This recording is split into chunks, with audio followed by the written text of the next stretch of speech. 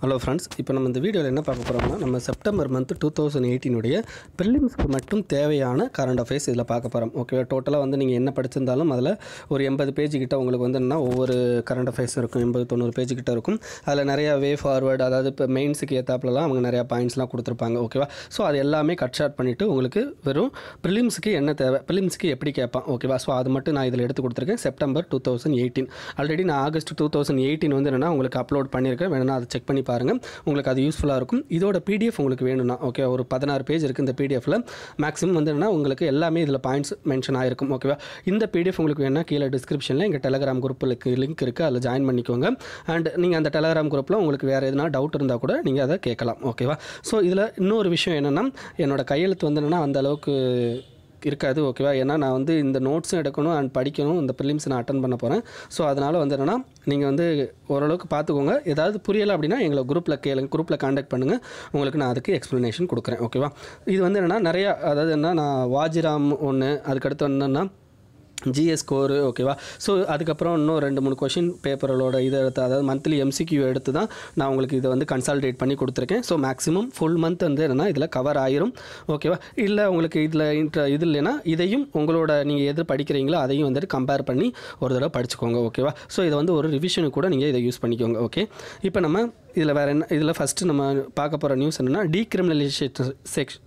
Decriminalisation of section 497 IBC. நமக்கு 497 ஐபிசினா நல்லா தெரிஞ்சுக்கோங்க, அடல்ட்ரி லா. ஓகேவா? அடல்ட்ரி லா அப்படிங்கிறது என்ன அப்படிங்கிறத உங்களுக்கு தேவை, இப்போ அது மெயின்ஸுக்கு தான் தேவை. ஓகேவா? அடல்ட்ரி லா அப்படிங்கிறது என்னென்னா, ஒரு கல்யாணமான ஒருத்தர், ஓகேவா, கல்யாணமான ஒரு மனைவி கூட இன்னொருத்தர் 3வது மனுஷன் போயிட்டு தொடர்பு வச்சுக்கிறது. ஓகேவா? ஸோ அதுதான் வந்து என்னென்னா நமக்கு அடல்ட்ரி லா அப்படிங்கிறது. ஓகேவா? இந்தியாவை பொறுத்த வரைக்கும் இதுக்கு முன்னாடி அடல்ட்ரி லா அப்படிங்கிறது தண்டனைக்குரிய குற்றமாக தான் இருந்தது. ஓகேவா? இந்த அடல்ட்ரி லா எப்போ கிரியேட் பண்ணியிருப்பாங்கன்னா நமக்கு பிரிட்டிஷ் காலத்திலே வந்து இந்த அடல்ட்ரி லா வந்திருக்கும். ஓகேவா? இதில் ஐபிசியில் செக்ஷன் 497 ஐபிசி, இதே சிஆர்பிசியில் 198 ஆஃப் 2 அப்படிங்கிறது சொல்லியிருக்கிறாங்க. ஓகேவா? ஸோ இதை எதை சொல்லி கேன்சல் பண்ணியிருப்பாங்க என்னென்னா ஆர்டிகல் 14, இது வந்து ரைட் டு ஈக்குவாலிட்டியை கர்டைல் பண்ணுதுன்னு சொல்லியிருப்பாங்க. அது எப்படி கர்டைல் பண்ணுது அப்படிங்கிறது எல்லாமே உங்களுக்கு மெயின்ஸோட இது. ஓகே, ஸோ மெயின்ஸு நான் உங்களுக்கு மெயின்ஸ் வந்து கிளாஸ் எடுக்கும்போது உங்களுக்கு இதை பற்றிலாம் ஃபுல்லாக எக்ஸ்பிளைன் பண்ணுறேன். ஓகேவா? அதுக்கடுத்துனா இது வந்து ரைட் டு ப்ரைவேசியை அஃபெக்ட் பண்ணுது அப்படிங்கிறது, ஏன்னா sex is a private life. Okay, அது ப்ரைவேசியை அஃபெக்ட் பண்ணுது அப்படின்னு சொல்லி கேன்சல் பண்ணியிருப்பாங்க. இது வந்து ஓவரால் எல்லாத்துலேயுமே கேன்சல் பண்ணிட்டாங்கன்னா கிடையாது. ஆர்மி ஆக்டில் வந்து என்ன செக்ஷன் 63 அப்படிங்கிறது சேம் இது வந்து அங்கே இருக்குது. ஆர்மி ஆக்டில் வந்து இதை டெலீட் பண்ணலை, ஒன்லி நம்மளுடைய சிவிலியன் ஆக்டில் மட்டும்தான் இதை டெலீட் பண்ணியிருக்காங்க. ஸோ செக்ஷன் 497 அப்படிங்கிறது 497 ஐபிசிங்கிறத ஞாபகம் வச்சுக்கோங்க. ஓகேவா? அதுக்கடுத்து ஹியூமன் டெவலப்மெண்ட் இண்டெக்ஸ், இதை யார் வெளியிடுவாங்க அப்படின்னு தான் மேக்ஸிமம் கேட்பாங்க. United nation development programme. ஓகேவா? இவங்க தான் வெளியிடுவாங்க. ஓகேவா? ஸோ இதில் இப்போ இந்தியா வந்து என்னன்னா அரௌண்ட் 189 கண்ட்ரீஸில் 130th பிளேஸு வந்திருக்கு. ஓகேவா? போன வருஷத்தை விட நம்ம வந்து என்னென்னா ஒரு இடம் கொஞ்சம் முன்னாடி வந்திருக்கும், அவ்வளோதான். மற்றபடி வேறு எதுவும் இதில் முக்கியம் கிடையாது. ஓகே, இதில் என்னென்ன பண்ணுவாங்க, அதாவது எதை பொறுத்து வந்து என்னென்னா இந்த மெஷர்மெண்ட் எடுப்பாங்க அப்படின்னா ஸ்டாண்டர்ட் ஆஃப் லிவிங், அதாவது பெர் கேபிட்டா இன்கம்மை பொறுத்து, லைஃப் எக்ஸ்பெக்டன்சி அட் பர்த்து, அதுக்கப்புறம் எஜுகேஷன், இந்த 3 தான் வந்து என்னென்னா இவங்களுடைய முக்கியமான க்ரைட்டீரியா. ஓகேவா? அதுக்கடுத்து மூவ் அப்படிங்கிறது என்ன, குளோபல் மொபிலிட்டி சம்மிட் அப்படிங்கிறது தான் குளோபல் மொபிலிட்டி சம்மிட். ஓகேவா? அதுக்கு 3 பேர் வச்சுருக்காங்க. ஓகே, இந்தியாவில் ஃபஸ்ட் டைமாக குளோபல் மொபிலிட்டி சம்மிட் நடக்குது. இதை யார் கண்டக்ட் பண்ணியிருக்காங்க அப்படின்னா NITI Aayog. Global mobility summit அப்படின்னா என்ன அர்த்தம்னா, டிரான்ஸ்போர்ட்டில் ஒரு ரெவல்யூஷனைஸ் பண்ணுறது. ஓகேவா?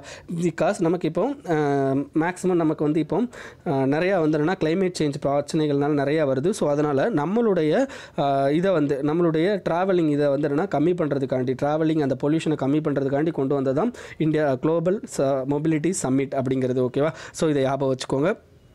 இதுக்கு முக்கியமான இது வந்துன்னா ட்வின் ப்ராப்ளமாக அட்ரஸ் பண்ணுறதுக்கு, ஒன்று பொல்யூஷனை, இன்னொன்று கன்ஜஷன், இந்த ரெண்டுக்குமே வந்துன்னா இந்த குளோபல் மொபிலிட்டி சம்மிட்டை கொண்டு வந்திருக்காங்க.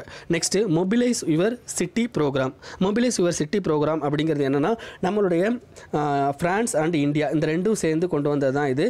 இதில் வேறு யாரெல்லாம் வந்து அமௌண்ட் வந்து நமக்கு கொடுக்குறாங்க அப்படின்னா யூரோப்பியன் கமிஷன் கொடுக்குறாங்க, அதேமாதிரி ஃப்ரெஞ்ச் கவர்மெண்ட், ஜெர்மன் கவர்மெண்ட், இந்த 3 கவர்மெண்ட்டே வந்துன்னா இதில் அமௌண்ட் வந்துன்னா நமக்கு கொடுக்குறாங்க. இதோட முக்கியமான இது என்னென்னா அப்படின்னா யுனைடெட் நேஷன் சஸ்டைனபிள் டெவலப்மெண்ட் கோல் 11 அப்படின்னு ஒரு கோல் இருக்குது. அந்த 11 கோலில் என்ன இருக்குன்னா make cities safe, inclusive, resilient and sustainable அப்படிங்கிறது இதில் மென்ஷன் பண்ணியிருப்பாங்க. ஓகேவா? ஸோ இந்தியாவை பொறுத்த வரைக்கும் இவங்க 3 சிட்டியை செலக்ட் பண்ணியிருக்காங்க, ஒன்று நாக்பூர், கொச்சி, அகமதாபாத். ஓகேவா?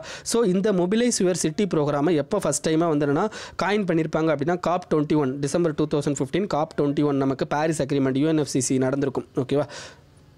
இந்த யூஎன்எஃப்சிசியில் வந்து COP21 நடந்திருக்கும். அந்த COP21 தான் இந்த மொபிலைஸ் யுவர் சிட்டி ப்ரோக்ராம் அப்படிங்கிறது கொண்டு வந்திருப்பாங்க. ஓகேவா? ஸோ அதை ஞாபகம் வச்சுக்கோங்க.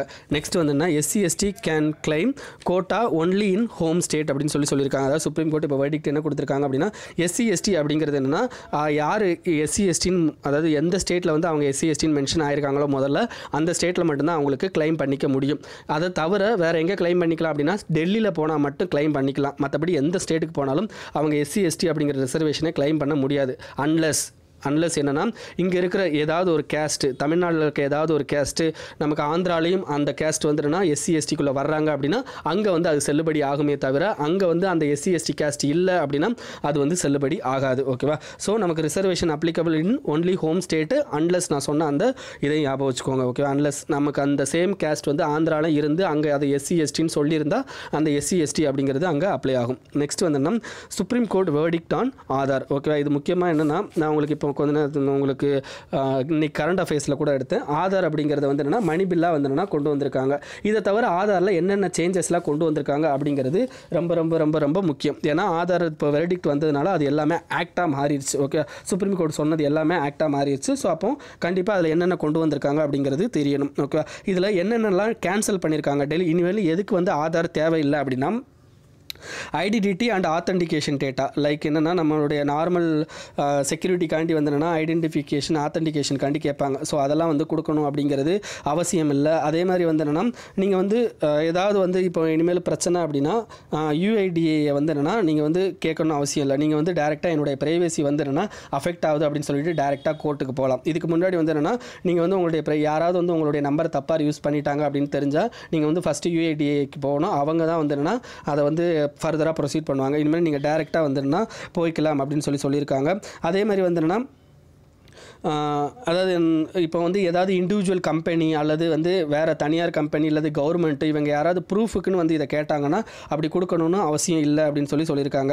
அதேமாதிரி பேன் கார்டு, ஓகேவா, பேன் கார்டு அப்புறம் வந்து என்னென்னா நம்மளுடைய ஏதாவது ஒரு ஸ்கீம்ஸ்க்கு லைக் டைரக்ட் வந்து என்னென்னா அமௌண்ட்டு வந்து டைரக்ட் பெனிஃபிட் ட்ரான்ஸ்ஃபர் வந்து பண்ணுவாங்க, அமௌண்ட் டைரெக்டாக பண்ணுவாங்க. ஸோ அந்த மாதிரி ஸ்கீம்ஸ்க்கு மட்டும் என்னென்னா ஆதார் வந்து என்னென்னா கட்டாயம் கொடுக்கணும் அப்படின்னு சொல்லியிருக்காங்க. அதுக்காண்டி ஆதார் இல்லை அல்லது ஆதாரில் வந்து என்ன கரெக்டான வந்து இது மென்ஷன் ஆகலை அப்படிங்கிறதுக்காண்டியே அந்த ஸ்கீமை வந்து என்ன அவங்களுக்கு கேன்சல் பண்ணக்கூடாது அப்படிங்கிற ஒரு வார்த்தையும் அதில் மென்ஷன் ஆகிருக்கும். அதேமாதிரி வந்துன்னா இந்த ஆதார் அத்தன்டிகேஷனை கேட்கணும் அப்படின்னா டிஸ்ட்ரிக்ட் ஜட்ஜு மூலமாக தான் வந்து கேட்க முடியும். அதுக்கு கீழே இருக்க ஜட்ஜால் வந்துன்னா அந்த ஆதார் இன்ஃபர்மேஷனை கேட்டு நமக்கு ஆர்டர் கொடுக்க முடியாது. அப்படி ஆர்டர் கொடுக்கனாலும் டிஸ்ட்ரிக்ட் ஜட்ஜ் ஆர்டர் கொடுக்கனாலும் அதுக்கு முன்னாடி அவர் என்ன பண்ணிக்கணும், ஓரலாக வந்துன்னா அந்த யார் வந்து அந்த ஆதார் ஹோல்டரோ அவர்கிட்ட வந்து பர்மிஷன் வாங்கணும். அதே மாதிரி வந்துன்னா ஆதார் இன்ஃபர்மேஷனை வந்து நேஷனல் செக்யூரிட்டி ரீசனுக்காண்டி கொடுக்கணும் அப்படின்னா நீங்கள் ஜாயின்ட் செக்ரட்டரி லெவலில் இதுக்கு முன்னாடி வந்து சொன்னால் கொடுக்கணும் அப்படின்னு சொல்லிட்டு இருக்கும். இப்போ என்ன சொல்லிட்டாங்கன்னா கோர்ட்டு ஜாயின்ட் செக்ரட்டரி லெவல்லாம் கிடையாது, அதுக்கு மேலே இருக்கிற ஆஃபீஸர்ஸ் வந்து கொடுத்தா மட்டும்தான் நமக்கு வந்து என்னன்னா நேஷனல் செக்யூரிட்டி ரிலேட்டட் இதுக்காண்டியும் கொடுக்க முடியும் அப்படின்னு சொல்லியிருக்காங்க. ஓகேவா? அதேமாதிரி குழந்தைங்களுக்கு ஆதார் 6லேருந்து 14 வயசுக்குள்ள குழந்தைங்களுக்கு வந்து என்ன ஆதார் கட்டாயம்னா ஆதார் கட்டாயம் கிடையாது. ஸோ அவங்க ஸ்கூலு இந்த CBSE UGC இதிலலாம் வந்து என்னன்னா ஸ்டூடெண்ட்ஸுக்கு வந்து கண்டிப்பாக வந்து என்ன ஆதார் வேணும் அப்படின்னு சொல்லிட்டு கேட்கக்கூடாது அப்படின்னு சொல்லியிருக்காங்க. ஸோ அதுக்கடுத்து ஆதார் வேணும் வேண்டாங்கிறதெல்லாம் அவங்களுடைய ஓன் இஷ்யூ அப்படின்னு சொல்லியிருக்காங்க. அதே மாதிரி ஆதாரில் வந்து என்னென்னா நமக்கு இந்த ஆதார் வந்து என்னென்னா நீங்கள் வந்து வேணும்னா அதை வச்சுக்கலாம். இது வந்து உங்களுடைய ஓன் இன்ட்ரெஸ்ட் தானே தவிர வேண்டான்னு நீங்கள் கன்சென்ட்டை ரிமூவ் பண்ணிங்கன்னா, கன்சென்ட் ஒரு வார்த்தை இருக்குது, அந்த கன்சென்ட்டை ரிமூவ் பண்ணிட்டீங்க அப்படின்னா நீங்கள் வந்து என்ன ஆட்டோமேட்டிக்காக ஆதார்லேருந்து வெளியே போயிடலாம் அப்படிங்கிறதும் இதில் சொல்லியிருக்கிறாங்க. ஓகேவா? ஸோ இதுதான் இந்த ஆதார் ரிலேட்டட் இது. ஸோ ஆதாரை மணி பில் அப்படிங்கிறதையும் அக்செப்ட் பண்ணிக்கிட்டாங்க நம்மளுடைய கோர்ட். ஓகேவா? நெக்ஸ்ட் வந்து என்னென்னா லெஜிஸ்லேட்டிவ் கவுன்சில். இப்போ லெஜிஸ்லேட்டிவ் கவுன்சில் ஒடிசாவில் இது பண்ணுறதுக்காண்டி அவங்க பிளான் பண்ணியிருக்காங்க. ஓகேவா? ஸோ அப்போ லெஜிஸ்லேட்டிவ் கவுன்சிலை பற்றி நீங்கள் வந்து பாலிட்டி புக்கில் படிச்சுக்கோங்க. இந்த லெஜிஸ்லேட்டிவ் கவுன்சிலில் ஆர்டிகல் 171, ஓகேவா, அதான் வந்து லெஜிஸ்லேட்டிவ் கவுன்சிலை பற்றி பேசியிருப்பாங்க. ஆர்டிகல் 169 என்ன சொல்லியிருப்பாங்கன்னா நீங்கள் லெஜிஸ்லேட்டிவ் கவுன்சில் வேணும்னா நீங்கள் வந்து ஸ்டேட்டில் வந்து என்ன ஒரு ரிசொல்யூஷன் அடாப்ட் பண்ணணும். ஓகே, 2/3 மெஜாரிட்டியில் வந்து என்ன ஒரு ரிசொல்யூஷன் அடாப்ட் பண்ணணும் அப்படிங்கிறது சொல்லியிருப்பாங்க. ஓகேவா? இந்தியாவை பொறுத்த வரைக்கும் மொத்தம் 7 ஸ்டேட் வந்து என்னன்னா நமக்கு ஸ்டேட் லெஜிஸ்லேட்டிவ் கவுன்சில் இருக்குது. என்னென்ன ஸ்டேட் அப்படின்னா நமக்கு UP, பீகார், கர்நாடகா, ஆந்திரா, தெலுங்கானா, ஜம்மு அண்ட் காஷ்மீர், ஓகேவா, அதுக்கடுத்து மகாராஷ்டிரா. ஓகேவா? இந்த மாதிரி 7 ஸ்டேட்டில் வந்து என்னென்னா நமக்கு இந்த இது இருக்குது ஓகேவா. ஸோ அதே மாதிரி வேறு என்ன தெரிஞ்சுக்கணும் அப்படின்னா இதில் இருக்க மெம்பர்ஸ் வந்து என்னென்னா எப்படி செலக்ட் பண்ணப்படுவாங்க அப்படிங்கிறது தெரிஞ்சுக்கணும். இதில் மெம்பர்ஸ் வந்து எப்படி செலக்ட் பண்ணுவாங்க அப்படின்னா 1/3 மெம்பர் வந்து என்னென்னா இருக்கிற எம்எல்ஏ அங்கே இருக்கிற அதாவது அந்த ஸ்டேட் அசம்பிளியில் இருக்கிற எம்எல்ஏஸ் வந்து என்னென்னா இது பண்ணுவாங்க. அதே மாதிரி வந்து என்னென்னா 1/12 இன்னொரு 1/12 இது ரெண்டையும் யார் பண்ணுவாங்க அப்படின்னா அங்கே இருக்கிற டீச்சர்ஸ் அண்ட் முனிசிபாலிட்டிஸ் இவங்கெல்லாம் சேர்ந்து முனிசிபாலிட்டிஸ் அண்ட் அதர் மெம்பர்ஸ் எல்லாம் சேர்ந்து என்ன பண்ணுவாங்கன்னா 1/12 செலக்ட் பண்ணுவாங்க. அதே மாதிரி டீச்சர்ஸ் அண்ட் அதர் கிராஜுவேட்ஸ்லாம் சேர்ந்து 1/12 இது பண்ணுவாங்க. மிச்சம் இருக்கிற ஆட்களை வந்து என்னென்னா நமக்கு இவங்க அது யார் நம்ம கவர்னர் வந்து என்னென்னா நியமிப்பார். இதுதான் வந்து என்னென்னா இந்த ஓவரால் லெஜிஸ்லேட்டிவ் கவுன்சிலோட மொத்த இது. இந்த லெஜிஸ்லேட்டிவ் கவுன்சிலில் வேறு இதெல்லாம் வந்து என்னென்னா முக்கியம் அப்படின்னா லெஜிஸ்லேட்டிவ் கவுன்சிலுக்கு இப்போ நமக்கு ராஜ்யசபாவுக்கு வந்து என்ன நம்மளுடைய பிரசிடென்ட் மாதிரி வைஸ் பிரசிடென்ட் வந்து சேர்மனாக இருப்பார். அதே மாதிரி இங்கே வந்து அப்படி இருப்பாங்களான்னு கேட்டால் அப்படிலாம் கிடையாது ஓகேவா. ஸோ அதே மாதிரி இங்கே வந்து ராஜ்யசபா லோக்சபா அங்கே இருக்கிறதுனால அங்கே வந்து ஜாயிண்ட் சிட்டிங் அப்படிங்கிற ஒரு ப்ரொவிஷன் இருக்குது ஓகேவா. அதாவது ஏதாவது ஒரு பில் பாஸ் ஆகலாட்டி அங்கே ஜாயிண்ட் சிட்டிங்னு ஒரு ப்ரொவிஷன் இருக்குது. பட் அதே ஜாயிண்ட் சிட்டிங் ப்ரொவிஷன் இங்கே கிடையாது. அதெல்லாம் ஞாபகம் வச்சுக்கோங்க ஓகேவா. Next on election commission model code of conduct. இப்போ மாடல் கோட் ஆஃப் கான்டக்ட் என்னையிலேருந்து உங்களுக்கு வரும்னு நீங்கள் படிச்சிருப்பீங்க அப்படின்னா ஒரு எலெக்ஷனை அனௌன்ஸ் பண்ணுறாங்க அப்படின்னா அதாவது ஒரு எலெக்ஷனை எந்த டேட்டில் அனௌன்ஸ் பண்ணுறாங்களோ அந்த டேட்லேருந்து மாடல் கோட் ஆஃப் கான்டக்ட் அப்படிங்கிறது நமக்கு அப்ளை ஆகும். இப்போ என்ன புதுசாக ஒன்று சொல்லியிருக்காங்க அப்படின்னா ஏதாவது ஒரு கவர்மெண்ட் டிசொல்யூஷன் ஆயிருச்சு அப்படின்னா அந்த கவர்மெண்ட் டிசொல்யூஷன் அந்த ஆன டேட்லேருந்து நமக்கு மாடல் கோட் ஆஃப் கான்டக்ட் வந்து உள்ளே வந்துடும் அப்படின்னு சொல்லியிருக்காங்க. ஏன்னா கேர்டேக்கர் கவர்மெண்ட் சொல்லுவாங்க. ஏதாவது ஒரு இது டிசொல்யூஷன் ஆயிடுச்சுனாலே அங்கே கவர்மெண்ட் இல்லைன்னு அர்த்தம் இல்லை. அதாவது என்ன கேர்டேக்கர் கவர்மெண்ட் ஒரு கவர்மெண்ட் வந்துடுவாங்க. ஏற்கனவே இருந்த அதே எம்பிஸ் அதாவது அதே மினிஸ்டர்ஸ் எல்லாருமே வந்துன்னா கேர்டேக்கர் கவர்மெண்ட் அப்படின்னு சொல்லி ஆயிடுவாங்க. அவங்க டே டு டே அட்மினிஸ்ட்ரேஷனை கவனிச்சுக்கிறது மட்டும் பண்ணுவாங்களே தவிர மேசிவ் டிசிஷன் எதுவும் எடுக்கக்கூடாது ஓகே ஆஸ் பர் இது. அதுக்காண்டி அதை தடுக்கிறதுக்காண்டி இப்போ என்ன பண்ணியிருக்காங்கன்னா மாடல் கோட் ஆஃப் கான்டக்ட் வந்து என்னென்னா நமக்கு வந்து எந்த நேரத்தில் டிசொல்யூஷன் ஆகுதோ அதுலேருந்தே பண்ணணும் அப்படின்னு சொல்லியிருக்காங்க. அது எந்த கேஸ் அப்படின்னா எஸ்ஆர் பொம்மை வெஸ் யூனியன் ஆஃப் இந்தியா 1994 கேஸில் இதை சுப்ரீம் கோர்ட் சொல்லியிருப்பாங்க ஓகேவா. சுப்ரீம் கோர்ட் வந்து என்ன டே டு டே ஒர்க் மட்டும்தான் பார்க்கணும்னு சொல்லியிருப்பாங்க. இப்போ லேட்டஸ்ட்டாக எலெக்ஷன் கமிஷன் என்ன சொல்லிட்டாங்கன்னா மாடல் கோட் ஆஃப் கான்டக்ட் அன்னையிலேருந்தே வந்து உங்களுக்கு இது ஆயிருது அப்படின்னு சொல்லியிருக்காங்க ஓகேவா. இப்போ அதுக்கடுத்து என்னென்னா government sets up Lokpal search panel அப்படின்னு சொல்லியிருக்காங்க.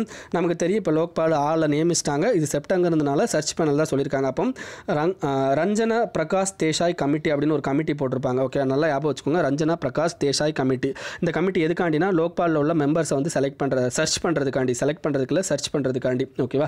செலக்ட் பண்ணுற கமிட்டி யாருன்னா மொத்தம் 5 பேர். Prime minister, Lok Sabha speaker, opposition leader, CJI அல்ல அதுக்கடுத்து எமினன்ட் ஜூரிஸ்ட் இந்த 5 பேர் இருப்பாங்க ஓகேவா. நெக்ஸ்ட் வந்து என்ன இன்டர்னல் ஓம்பட்ஸ்மன் ஸ்கீமு ஆர்பிஐயோடது. ஆர்பிஐ வந்து என்ன பண்ணியிருக்காங்கன்னா இன்டர்னல் ஓம்பட்ஸ்மேன் ஸ்கீம் அப்படின்னு சொல்லிட்டு ஒன்று கொண்டு வந்திருக்காங்க. இந்த ஓம்பட்ஸ்மேன் ஸ்கீமில் என்ன பண்ணுவாங்கன்னா 10 பிரான்ச்சுக்கு மேலே ஒரு பேங்க் வந்து வச்சுருக்காங்க அப்படின்னா அவங்க வந்து இன்டர்னல் ஓம்பட்ஸ்மேன் அப்படிங்கிற ஒருத்தரை கிரியேட் பண்ணணும். எதுக்குன்னா கஸ்டமர் கம்ப்ளைண்ட்டை ரிவ்யூ பண்ணுறதுக்கு ஓகேவா. ஸோ இது வேறு எந்த பிரான்ச்சில் ஆர்ஆர்பி வந்து வச்சுக்கிடணும்னு அவசியம் இல்லை ஓகே. ஆர்ஆர்பிக்கு இதை எக்ஸ்க்ளூட் பண்ணிட்டாங்க. அதே மாதிரி வேறு என்ன சொல்லியிருக்காங்க அப்படின்னா அந்த இதில் இருக்க மெம்பர் ஓம்பட்ஸ்மேனில் இருக்க மெம்பர்ஸ்க்கு வந்துன்னா fixed tenure 3 years to 5 years fixed tenure கொடுக்கணும். அதே மாதிரி இடையில யாரையாவது ரிமூவ் பண்ணணும்னு ஆசைப்பட்டீங்கன்னா கண்டிப்பாக ஆர்பிஐட்டேருந்து அப்ரூவல் வாங்கணும் ஓகேவா. நெக்ஸ்ட் வந்துன்னா இவங்களுடைய சம்பளம் எல்லாமே வந்துன்னா subcommittee of the board அப்படின்னு சொல்லிட்டு ஒரு போர்டு இருக்கும். Customer subcommittee of the board இவங்க தான் இது பண்ணுவாங்க. 1 monthல் வந்து என்னென்னா அவங்க அந்த ப்ராப்ளத்தை வந்து சால்வ் பண்ணணும். அப்படி இல்லாட்டி அவங்க வந்து என்னென்னா அதை வந்து என்னென்னா ஃபர்தராக மூவ் பண்ணலாமா அப்படிங்கிறத டிஸ்கஷன் இருக்கணும் அல்லது அதை கேன்சல் பண்ணணும். இந்த 2 இதை தான் அவங்க பண்ணணும் ஓகேவா. இதுதான் internal ombudsman scheme brought by RBI ஓகேவா. நெக்ஸ்ட்டு சுபாஷ் கார் கமிட்டி ஓகே. சுபாஷ் கார் கமிட்டி அப்படின்னா என்னென்னா யாருன்னா governing payments and settlements okay. Payments and settlements இதுக்காண்டி கொண்டு வந்தது தான் நமக்கு சுபாஷ் கார் கமிட்டி அப்படிங்கிறது ஓகே. அதை ஞாபகம் வச்சுக்கோங்க வேறு எதுவும் தேவையில்லை. Next பிஎம்ஸ்டிஏக் okay. பிஎம்ஸ்டிஏக்னா என்ன அர்த்தம்னா science technology innovation advisory council. இதுக்கு முன்னாடி வந்து என்னென்னா இதில் என்னவா அதாவது என்ன இதுக்கு முன்னாடி எப்படி இருந்துச்சு அப்படின்னா சயின்டிஃபிக் அட்வைசரி கமிட்டி அப்படின்னு சொல்லிட்டு ஒரு 2 கமிட்டி இருந்திருக்கும். அந்த 2 கமிட்டியும் டெலீட் பண்ணிவிட்டு என்ன பண்ணியிருக்காங்க அப்படின்னா prime minister science technology innovation advisory council அப்படின்னு சொல்லிட்டு ஒரு கவுன்சிலை கொண்டு வந்திருக்காங்க. இந்த கவுன்சிலை யார் சேர்மன் அப்படின்னா கவர்மெண்டோட பிரின்சிபால் செக்ரட்டரி அட்வைசர் கவர்மெண்டோட பிரின்சிபால் சயின்டிஃபிக் அட்வைசர் தான் வந்து என்னன்னா இதோட சேர்மனாக இருப்பார். இது வந்து ஒரு அட்வைசரி பாடி. அதே தவிர அதுக்கு மேலே வந்து என்ன பண்ணுவாங்கன்னா சில மிஷன் ஓரியன்ட் ப்ரோக்ராமை எக்ஸிக்யூட் பண்ணுற பாடியும் இதுதான் ஓகேவா. ஞாபகம் வச்சுக்கோங்க. Prime minister scientific advisory committee அப்படிங்கிறத ரிமூவ் பண்ணிவிட்டு prime minister science technology innovation advisory council இதுக்கு தலைவர் யார் இருப்பாங்க அப்படின்னா பிரின்சிபல் சயின்டிஃபிக் அட்வைசராக இருப்பார். அண்ட் இவங்க வந்து என்ன லைக் அட்வைசரி மட்டும் கொடுக்காம அதை தவிர மிஷன் ஓரியன்ட் ப்ரோக்ராமையும் எக்ஸிக்யூட் பண்ணுவாங்க ஓகேவா. நெக்ஸ்ட் வந்துன்னா நால்சா அப்படிங்கிறது என்னென்னா நமக்கு நேஷ்னல் லீகல் சர்வீஸ் அத்தாரிட்டி அப்படின்னு சொல்லுவாங்க. இந்த நேஷ்னல் லீகல் சர்வீஸ் அத்தாரிட்டியோட முக்கியமான வேலையே வந்து என்னென்னா யாருக்கெல்லாம் வந்து என்னென்னா லைக் லோக் அதாலத் வந்து கிரியேட் பண்ணுறது. லோக் அதாலத் அப்படின்னா லைக் சின்ன சின்ன பெட்டி கேசஸ் ஓகே அதெல்லாம் வந்து என்னென்னா அவங்க கோர்ட்டுக்கு வெளியில் வந்து என்னென்னா ஒரு என்ஜிஓ அண்ட் ஜட்ஜு அண்ட் அந்த 2 பார்ட்டி இவங்க 2 பேரும் ஒத்து போயிட்டாங்கன்னா அங்கே அன்னைக்கே வந்து என்ன தீர்ப்பு கொடுத்து முடிச்சிருவாங்க. இது வந்து அப்பீல் கிடையாது. லோக் அதாலத்தில் வந்து ஒரு தீர்ப்பு கொடுக்குறாங்க அப்படின்னா அதுக்கு அப்பீல் கிடையாது. லோக் அதாலத்தில் வெறும் சிவில் மட்டும்தான் பார்ப்பாங்களா இல்லை சில கிரிமினல் கேசஸும் பார்ப்பாங்க ஓகேவா, அதையும் ஞாபகம் வச்சுக்கோங்க. இந்த நால்சாவோட தலைவர் யார் அப்படின்னா நமக்கு பேட்ரன் இன் சீஃப் யாருன்னா CJI second senior most judge of Supreme Court யாராக இருப்பா அப்படின்னா எக்ஸிக்யூட்டிவ் சேர்மனாக இருப்பாங்க. நல்லா ஞாபகம் வச்சுக்கோங்க. பேட்ரன் இன் சீஃப் யாருன்னா CJI ஓகேவா. Second senior most judge of Supreme Court யாராக இருப்பாங்கன்னா எக்ஸிக்யூட்டிவ் சேர்மனாக இருப்பாங்க ஓகே. இது நால்சா ஆக்ட் கீழே வந்திருக்கும். நால்சா ஆக்ட் 1995க்கு கீழே நால்சா ஆக்ட் வந்து என்னென்னா 1987 ஓகே. நால்சா ஆக்ட் வந்து 1987 அந்த ஆக்ட் கீழே தான் இது வந்திருக்கும் ஓகேவா. ஸோ இது வந்து என்னென்னா 1995ல் கிரியேட் பண்ணியிருப்பாங்க ஓகே. நெக்ஸ்ட்டு ஸ்குவாதர் ஸ்கீம் இது யாருக்கு கீழே கொண்டு வரணும்னா women's and child development ministry கீழே வந்திருக்கும். இந்த இதில் வந்து என்னென்னா கைவிடப்பட்ட பெண்கள் ஓகே. கைவிடப்பட்ட பெண்கள்னால் லைக் விடோ பெண்கள் அதேமாதிரி வந்து என்ன கணவனால் பிரச்சனையான பெண்கள் அந்த மாதிரியான பெண்கள்லாம் வந்து என்னென்னா அவங்களுக்கான நலத்திட்டங்கள் செய்கிறது ஓகே. கிளாத்து ஷெல்டர்ஸு அதுங்களுக்கான எம்ப்ளாய்மெண்ட் இதெல்லாம் ஆர்கனைஸ் பண்ணி கொடுக்குற ஸ்கீமுக்கு பேர் தான் ஸ்வாதர் ஸ்கீம் ஓகேவா. இது அரௌண்ட் 2002 லான்ச் பண்ணியிருப்பாங்க. இப்போ லேட்டஸ்ட்டாக என்ன பண்ணியிருப்பாங்க அப்படின்னா சில ஒரு 1000 விடோஸ் ஹோமை வந்து ஓப்பன் பண்ணியிருப்பாங்க ஓகேவா அண்டர் ஸ்வாதார் ஸ்கீமில் ஓகேவா. அதுதான் வந்து இதில் மென்ஷன் ஆகிருக்குது. இதில் யார் இம்ப்ளிமெண்டிங் ஏஜென்சினா NGO. இவங்க கிட்ட தான் வந்து என்னென்னா இந்த ஸ்வாதர் ஸ்கீமில் இருக்க அமௌண்ட்லாம் NGOக்கு தான் போகும். NGO வந்து என்னென்னா இது பண்ணுவாங்க okay. Sexual assault evidence collection kit okay SAC அப்படின்னு சொல்லுவாங்க SAECK ஓகேவா. இதில் முக்கியமானது என்னன்னா ஒரு செக்ஷுவல் அசால்ட் நடந்திருக்குன்னா இமீடியட்டாக வந்து அந்த இடத்துல செக்ஷுவல் அசால்ட் நடந்திருக்கா இல்லையா அப்படிங்கிறத கண்டுபிடிக்கிற மிஷின் தான் இது. நெக்ஸ்ட் வந்து இதோட தலைவர் இதை யார் இது பண்ணியிருக்காங்கன்னா ஹோம் மினிஸ்ட்ரி இம்ப்ளிமெண்ட் பண்ணியிருக்காங்க. இதில் வேறு எதுவும் தேவையில்லை. நெக்ஸ்ட்டு காராவை பற்றி பேசுகிறாங்க ஓகே. காரா அப்படிங்கிறது என்னென்னா நமக்கு adoption related child adoption regulatory authority தான் காரா அப்படின்னு சொல்லுவாங்க. இது எந்த மினிஸ்ட்ரி கீழே வரும்னா உமன் அண்ட் சைல்டு மினிஸ்ட்ரி கீழே வரும் ஓகேவா. இவங்களோட முக்கியமான வேலையை இன்டர் கண்ட்ரி அண்ட் இன்ட்ரா கண்ட்ரினா நம்ம கண்ட்ரிக்குள்ளேயே வந்துன்னா நம்மளுடைய அடாப்ஷன் இருக்குல்ல அந்த அடாப்ஷனுக்கான ரெகுலேஷன். இன்டர் கண்ட்ரினா நம்ம கண்ட்ரியும் பக்கத்து கண்ட்ரியும் வந்து அடாப்ஷனுக்கு வந்து என்னென்னா பண்ணுற ரெகுலேஷன் இதெல்லாமே வந்து யார் பண்ணுவாங்க அப்படின்னா சைல்டு அடாப்ஷன் ரெகுலேஷன் அத்தாரிட்டி காரா அப்படிங்கிறவங்க பண்ணுவாங்க. உமன் அண்ட் சைல்டு மினிஸ்ட்ரி கீழே இருக்காங்க. இவங்க முக்கியமாக எந்த கன்வென்ஷன் கீழே ஒர்க் பண்ணுறாங்கன்னா ஹேகு கன்வென்ஷன் அப்படின்னு சொல்லுவாங்க. 1993 ஹேகு கன்வென்ஷன் ஓகேவா. இவங்களோட முக்கியமான வேலையை இந்த ஹேகு கன்வென்ஷனோட முக்கியமான வேலையே வந்து சைல்டோட அந்த நமக்கு சைல்டோட அந்த 2 அடாப்ஷன் இந்த விஷயத்தெல்லாம் ரெகுலேட் பண்ணுறது அந்த ஹாகு கன்வென்ஷனோட முக்கியமான இது வந்து எப்போ இருக்குன்னா 1993 வந்து என்னென்னா இந்த ஹாகு கன்வென்ஷன் அடாப்ட் பண்ணியிருப்பாங்க. பட் இந்தியா வந்து 2003 தான் அடாப்ட் பண்ணியிருப்பாங்க ஓகேவா. ராட்டிஃபை பண்ணியிருப்போம். இதை ஞாபகம் வச்சுக்கோங்க. இவங்களோட இந்த காராவோட முக்கியமான இன்னொரு பொறுப்பு என்னென்னா நம்மளுடைய சைல்டு கேர் இன்ஸ்டியூஷன்லாம் இந்தியாவில் நிறையா இருக்கும். நம்ம அனாதை குழந்தைகள் இல்லம்லாம். ஸோ அது எல்லாமே மானிட்டர் பண்ணுறது இந்த காராவோட வேலை ஓகேவா. நெக்ஸ்ட்டு செக்ஷன் 377 ஸ்ட்ரக் டவுன் ஓகேவா. செக்ஷன் 377 அப்படிங்கிறது எந்த கேஸு கீழே பண்ணியிருப்பாங்க அப்படின்னா நவ்தேஜ் வெஸ் யூனியன் ஆஃப் இந்தியா கேஸில் வந்து என்ன கேன்சல் பண்ணியிருப்பாங்க. அதே 2013 நவ்தேஜ் வெஸ் யூனியன் ஆஃப் இந்தியா கேஸ் ஒன்று இருக்கும். நவ்தேஜ் வெஸ் யூனியன் ஆஃப் இந்தியா கேஸில் வந்து இப்போ கேன்சல் பண்ணியிருப்பாங்க. அதே 2013 வந்து நாஸ் ஃபவுண்டேஷன் கேஸ் வெஸ் சுரேஷ்குமார் கௌஷல் அப்படின்னு சொல்லிட்டு இருக்கும் ஓகே. அந்த கேஸில் வந்து என்னன்னா இல்லை 377 இருக்கணும் அப்படின்னு சொல்லியிருப்பாங்க. அது எதுலேருந்து வந்திருக்கும்னா 2009 டெல்லி ஹைகோர்ட் என்ன பண்ணியிருப்பாங்கன்னா ஒரு வெர்டிக் கொடுத்துருப்பாங்க. 377 நாங்கள் டெலிட் பண்ணுறோம் அப்படின்னு சொல்லிட்டு வெர்டிக் கொடுத்துருப்பாங்க. அதுக்காண்டி 2013 சுரேஷ்குமார் கௌஷல் வெஸ் நாஸ் ஃபவுண்டேஷன் கேஸ் போகும். அந்த கேஸில் வந்து சுப்ரீம் கோர்ட் வந்து இல்லை ஸ்ட்ரக் டவுன் பண்ணது தப்பு அப்படின்னு சொல்லியிருப்பாங்க. இப்போ 2018 377 முழுசாக கேன்சல் பண்ணிட்டாங்க ஓகேவா. ஸோ இதில் எது சொல்லி பண்ணியிருக்காங்க அப்படின்னா இட்ஸ் அகேன்ஸ்ட் ஆர்டிகல் 14, 15, 19, 21 இந்த 4 ஆர்டிகளுக்கு அகேன்ஸ்டாக இருக்குது அப்படின்னு சொல்லி ஸ்ட்ரக் டவுன் பண்ணியிருப்பாங்க. இந்த 377 வந்து எப்போ பண்ணியிருப்பாங்க அப்படின்னா 1861 ஆக்டில் மெக்காலே பீரியடில் வந்து இதை கொண்டு வந்திருப்பாங்க. 1860s வந்து என்னென்னா இது வந்து இதாக வந்திருக்கும் ஓகேவா. நெக்ஸ்ட்டு இஷமிக் ஹார்ட் டிசீஸ் அப்படின்னு சொல்லியிருக்காங்க. இஷமிக் ஹார்ட் டிசீஸ் அப்படிங்கிறது என்னென்னா நமக்கு ஒரு விதமான நான் கம்யூனிகபிள் டிசீஸ் ஓகேவா. இதுனா என்னென்னா குருதி ஓட்ட குறைபாடு. அதாவது ஞாபகம் வச்சுக்கோங்க. குருதி ஓட்ட குறைபாடுக்கு பேர் தான் இஷமிக் ஹார்ட் டிசீசஸ். இது எதனால் வரும்னா நம்மளுடைய கொலஸ்ட்ரால் பார்ட்டிகள் என்ன பண்ணுன்னா நம்மளுடைய ரத்த நாளங்களில் அங்கங்கே போயிட்டு படிஞ்சுக்கும். இதனால் வந்து என்னென்னா பிளட் சப்ளை வந்து கம்மியாயிரும். ஸோ அதனால் கிரியேட் ஆகிறது அந்த இஷமிக் ஹார்ட் டிசீசஸ் அப்படிங்கிறது ஓகேவா. நெக்ஸ்ட் வந்து என்ன government bans fixed dose combination drugs. ஓகேவா, அப்போ நீங்கள் இதுலேருந்து என்ன தெரிஞ்சுன்னா ஃபிக்ஸ்டு டோஸ் காம்பினேஷன் ட்ரக்ஸ்னால் என்ன அப்படிங்கிறது தெரிஞ்சுக்கிட்டால் போதும். ஃபிக்ஸ்டு டோஸ் காம்பினேஷன் ட்ரக்ஸ்னால் நீங்கள் விக்ஸாக்ஷன் 500ன்னு ஒரு விளம்பரம் பார்ப்பீங்க.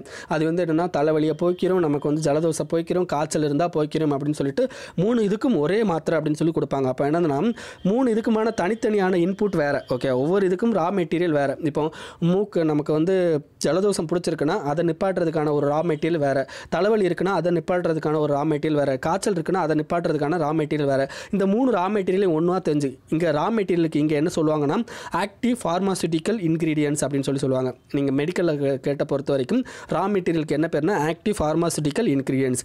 இந்த ஆக்டிவ் ஃபார்மாசூட்டிக்கல் இன்க்ரீடியன்ட்ஸை ஏபின்னு சொல்லுவாங்க, ஏபிஐன்னு சொல்லுவாங்க. இந்த ஏபிஐ 3ஐயும் கம்பைன் பண்ணி நமக்கு விக்ஸாக்ஷன் 500 அப்படின்னு சொல்லிட்டு ஒரு மாத்திரையாக கொடுத்தாங்க.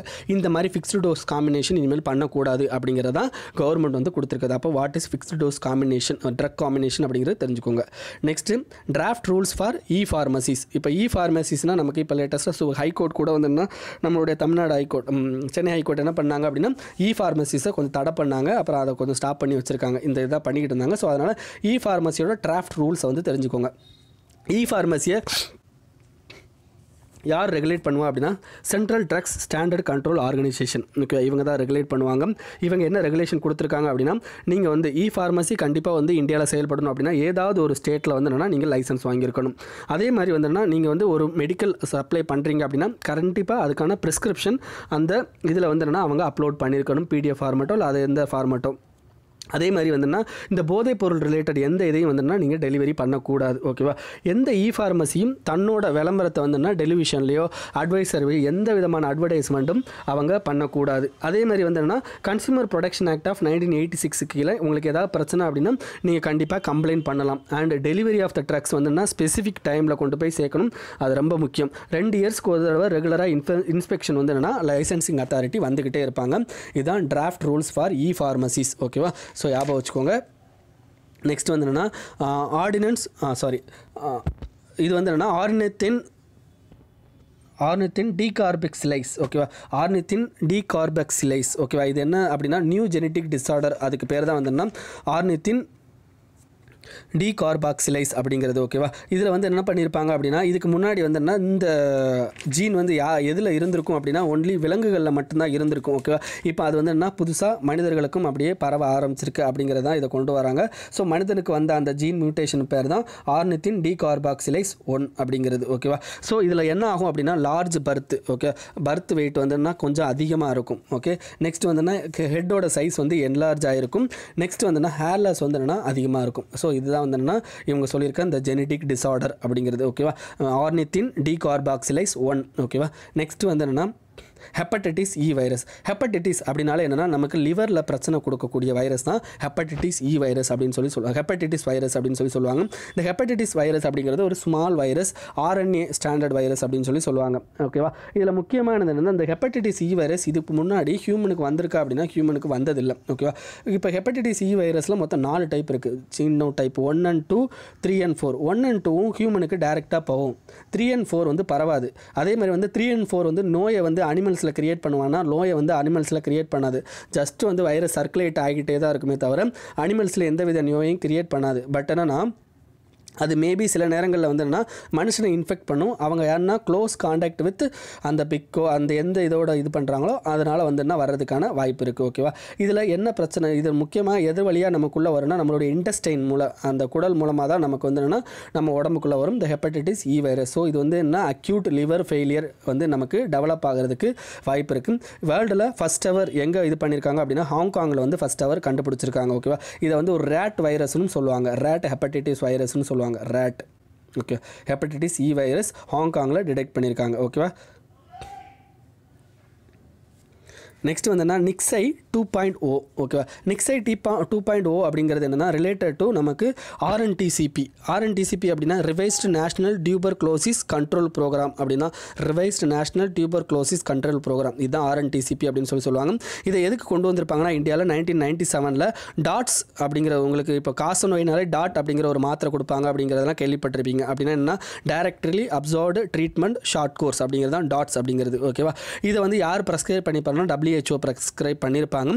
ஸோ அதை வந்து என்ன பண்ணியிருப்பாங்கன்னா RNTCP அப்படின்னு சொல்லிட்டு இந்தியா வந்து இது பண்ணியிருப்பாங்க. இப்போ ஹெல்த் மினிஸ்ட்ரி என்ன பண்ணியிருக்காங்க அப்படின்னா ஆன்லைன் பேஸ்டு நிக்ஷய் வெர்ஷன் 2.0 அப்படிங்கிறது இது பண்ணியிருக்காங்க. அப்படின்னா என்ன அர்த்தம் அப்படின்னா நம்ம டேட்டா ஸ்ட்ரக்சர் பண்ணுறது, அதே மாதிரி வந்து என்னன்னா டியூபர்குலோசிஸ்க்கு அகெயின்ஸ்டாக வந்துன்னா ட்ரக்ஸு ஓகே அதர் கமாடிட்டிஸ் வந்து என்னன்னா நமக்கு வெப் பேஸ்ட் லெவலில் வந்துன்னா மேனேஜ் பண்ணிக்கிறது, இது எல்லாமே பண்ணுறது தான் தட்ஸ் நிக்ஷய் 2.0 அப்படிங்கிறது. ஓகேவா. நெக்ஸ்ட்டு சிக்கா வைரஸ் வந்து நான் உங்களுக்கு போன இதிலே சொன்னேன். ஸோ சிக்கா வைரஸை பற்றி ஞாபகம் வச்சுக்கோங்க. சிக்கா வைரஸ் கண்டிப்பாக வந்துன்னா இந்த தடவை மேபி கேட்கலாம். நெக்ஸ்ட் வந்துன்னா Middle East respiratory syndrome. Okay, Middle East respiratory syndrome இது இந்தியாவில் வருமானம் கிடையாது, மிடில் ஈஸ்ட்னு சொல்லிட்டாங்க. அப்போ Saudi Arabia, UAE, Republic of Korea இந்த ஏரியாவில் வர்றதுக்கு பேர் தான் அந்த நமக்கு மிடில் ஈஸ்ட் ரெஸ்பிரேட்டரி சிண்ட்ரோம். இது எதனால் வருதுன்னா வைரஸ்னால வருது. இது வந்து ரெஸ்பிரேட்டரி டிசீஸ். அதில் முக்கியமாக தெரிஞ்சுக்க வேண்டியது எதன் மூலமாக வருதுன்னா கொரோனா வைரஸ் மூலமாக வருது. இது ஃபஸ்ட்டு சவுதி அரேபியாவில் 2012 கண்டுபிடிச்சிருப்பாங்க. இதில் முக்கியமாக இன்னொன்று என்னென்னா இது வந்து ஜோனோட்டிக் வைரஸ் அப்படின்னு சொல்லுவாங்க. ஜோனோட்டிக் வைரஸ் அப்படின்னா என்ன அர்த்தம்னா இது வந்து டைரெக்டாக மனிதனுக்கு பரவாது. ஓகே, மனிதன் டு மனிதன் பரவாது, ஹியூமன் டு ஹியூமன் வந்து டைரெக்டாக பரவாது. ஓகேவா, ஒன்லி அனிமல் டு ஹியூமன் தான் பரவும். பட் ஹியூமன் டு ஹியூமன் எப்படி பரவும் அப்படின்னா 2 பேரும் க்ளோஸ் காண்டாக்டில் இருந்தால் மட்டும்தான் ஹியூமன் டு ஹியூமன் பரவுமே தவிர அன்லெஸ் பரவுறதுக்கு வாய்ப்பே கிடையாது. இதுக்காண்டி வேக்சின் ஏதாவது இருக்கா, ட்ரீட்மெண்ட் ஏதாவது இருக்கா அப்படின்னா எதுவுமே கிடையாது. இது வந்து ஜோனோட்டிக் வைரஸ் நான் ஆல்ரெடி சொல்லிட்டேன். மிடில் ஈஸ்ட் ரெஸ்பிரேட்டரி சிண்ட்ரோம்னா சவுதி அரேபியா மாதிரி பாலைவன ஏரியாவில் வருதுன்னா அப்போ கண்டிப்பாக அங்கே கேமல்ஸ் மூலமாக தான் இந்த வியாதி பரவுது. ஓகேவா, ட்ரொமேட்டரி கேமல் அப்படின்னு சொல்லுவாங்க. அந்த கேமல் மூலமாக தான் இது பரவுது. ஓகேவா, இதுக்கு வேக்சின் எதுவுமே கிடையாது. நெக்ஸ்ட்டு லெப்டோபைரோசிஸ் அப்படிங்கிறது இப்போ கேரளாவில் ஃப்ளட் வந்ததுனால என்ன ஆச்சுன்னா நிறைய விலங்கினங்களோட இதெல்லாமே வந்து யூரின் அண்ட் அதர் கழிவு பொருட்கள் எல்லாமே தண்ணியில் வந்து தேங்குச்சு. இப்படி தண்ணியில் தேங்கினதுனால யாருக்கெல்லாம் ஸ்க்ராட்சு அண்ட் அதர் கட்ஸ்லாம் இருக்கோ அவங்க வந்து ஈஸியாக சில வியாதிகளால் அஃபெக்ட் ஆனாங்க. பாக்டீரியா அந்த இதனால சில கிருமிகளில் அதை பாக்டீரியாவால் அஃபெக்ட் ஆனாங்க. அதுக்கு பேர் தான் வந்துன்னா லெப்டோஸ்பைரோசிஸ். ஓகேவா, இது வந்து கண்டாமினேட்டட் வாட்டர் மூலமாக நமக்கு பரவுது.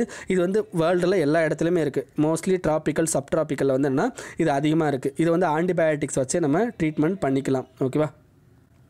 நெக்ஸ்ட் வந்து ஸ்டபைலோகாக்கஸ் எபிடெர்மிடிஸ். ஸ்டபைலோகாக்கஸ் எபிடெர்மிடிஸ்னால் இது ஒரு சூப்பர் பக். நான் ஆல்ரெடி சூப்பர் பக்னா என்ன சொல்லியிருக்கேன், நம்மளுடைய எந்த ஆன்டி பாக்டீரியல் வைரஸுக்கும் வந்து என்ன இது வந்து என்ன சாகடிக்க முடியாது. ஸோ இது வந்து என்னன்னா சூப்பர் பக் அப்படின்னு சொல்லுவாங்க. ஓகேவா, இந்த சூப்பர் பக் அப்படிங்கிற இந்த ஸ்டபைலோகாக்கஸ் எபிடெர்மிடிஸ் நார்மலாக வந்து நேச்சுரலாகவே ஹியூமன் ஸ்கின்ல இருக்குது.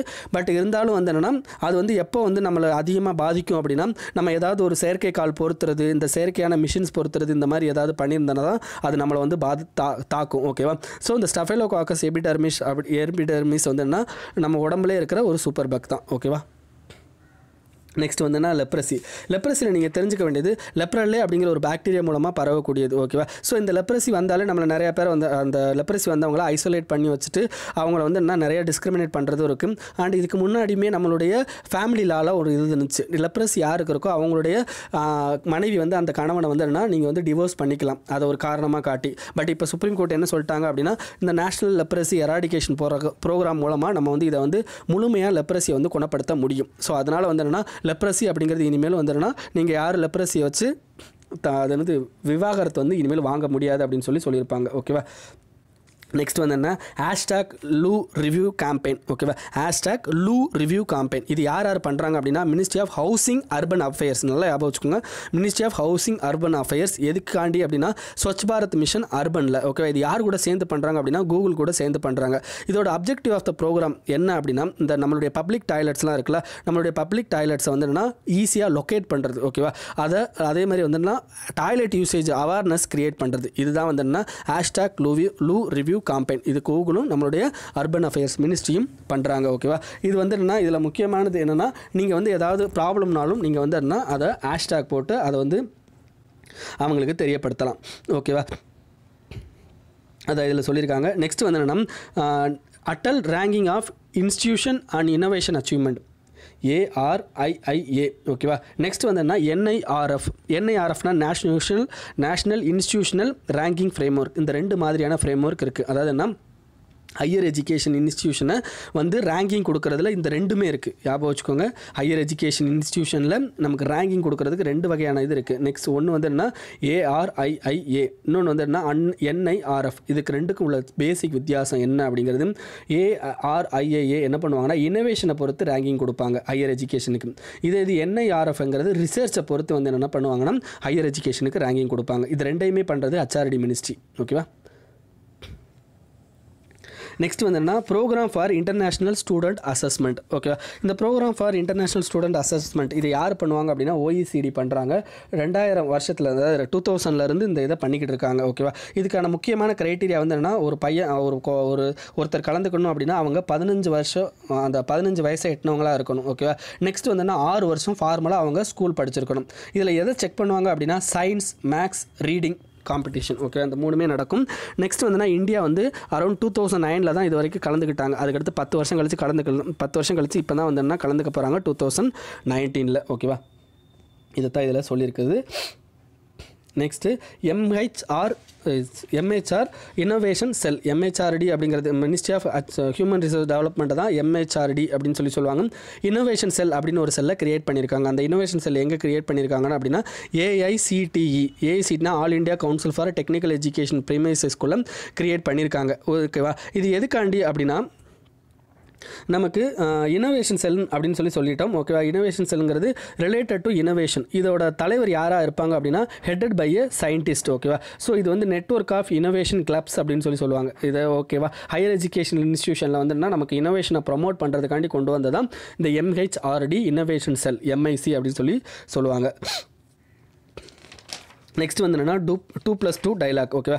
இதில் முக்கியமாக தெரிஞ்சுக்க வேண்டிய 2+2 டைலாக் நமக்கு தெரியும். 2+2 டைலாக்னா இந்தியாவுக்கும் யூஎஸ்க்கும் இடையில நடந்த டைலாக் தான் 2+2 டைலாக் அப்படின்னு சொல்லுவாங்க. இந்தியாவோட 2 மினிஸ்டர், ஓகேவா, foreign external affairs minister, defence minister. அதே மாதிரி யூஎஸோட external affairs minister, defence minister, இவங்க 4 பேர் சேர்ந்து பேசுகிறதுக்கு பேர் தான் 2+2 டைலாக். இது லேட்டஸ்ட்டாக பண்ணியிருப்பாங்க. இப்போ லேட்டஸ்ட்டாக 2+2 டைலாக்ல நம்ம கம்காசா அக்ரிமெண்ட் வந்து சைன் பண்ணியிருப்போம். ஓகே. இப்போ யூஎஸை பொறுத்த வரைக்கும் டிஃபென்ஸ் அக்ரிமெண்ட்டில் 3 முக்கியமான அக்ரிமெண்ட் இருக்குது. ஓகே, 3 பேசிக் முக்கியமான அக்ரிமெண்ட், இம்பார்ட்டன்ட் அக்ரிமெண்ட். அது என்னென்னா லெமோ, ஒன்று வந்து logistic exchange memorandum of understanding agreement. ஓகேவா. இந்த இதுபடி என்னென்னா 2 பேரும் வந்து அவங்களுடைய டிஃபென்ஸ் ஏரியாவில் உள்ள அந்த ஸ்பேஸை வந்து இது பண்ணிக்கலாம். எதுக்காண்டினா அவங்களுடைய இப்போ ஏதாவது ஒரு டிஃபென்ஸ் வெஹிக்கிள் வந்து என்ன நம்மளுடைய ஏரை வந்து கிராஸ் பண்ணி போகும்போது ஏதாவது ரிப்பேர் ஆயிடுச்சு அப்படிங்கிறது பட்சத்தில் நம்மளுடைய டிஃபென்ஸ் இதுக்குள்ளே கொண்டாந்து அதை வந்து ரிப்பேர் பண்ணுறது, இந்த மாதிரியான விஷயங்கள்லாம் பண்ண முடியும் இந்த லெமோ அப்படிங்கிற அக்ரிமெண்ட் மூலமாக. ஓகே. நெக்ஸ்ட் வந்து என்ன கம்காசா அக்ரிமெண்ட். கம்காசா அக்ரிமெண்ட் என்னென்னா communication compatibility and security agreement. Okay. அதாவது என்னென்னா நம்மளுடைய கம்யூனிகேஷன் ரிலேட்டட், ஓகேவா, சில விஷயங்கள் அவங்களுடைய அவங்களுக்கு டிஃபென்ஸ்க்கு அனுப்புறது, அதேமாதிரி அவங்க டிஃபென்ஸ் இதை வந்து நம்ம தெரிஞ்சுக்கிறது. இதுதான் வந்து கம்காசா அக்ரிமெண்ட். கம்காசாவோட அக்ரிமெண்ட் ஓல்டு ஃபார்மேட் என்ன பண்ணுவாங்க அப்படின்னா, ஓல்டு ஃபார்மேட் எதுக்கு பேர் அப்படின்னா CISMOA. இதுதான் வந்து ஓல்டு ஃபார்மேட், சிஸ்மோ அப்படின்னு சொல்லுவாங்க.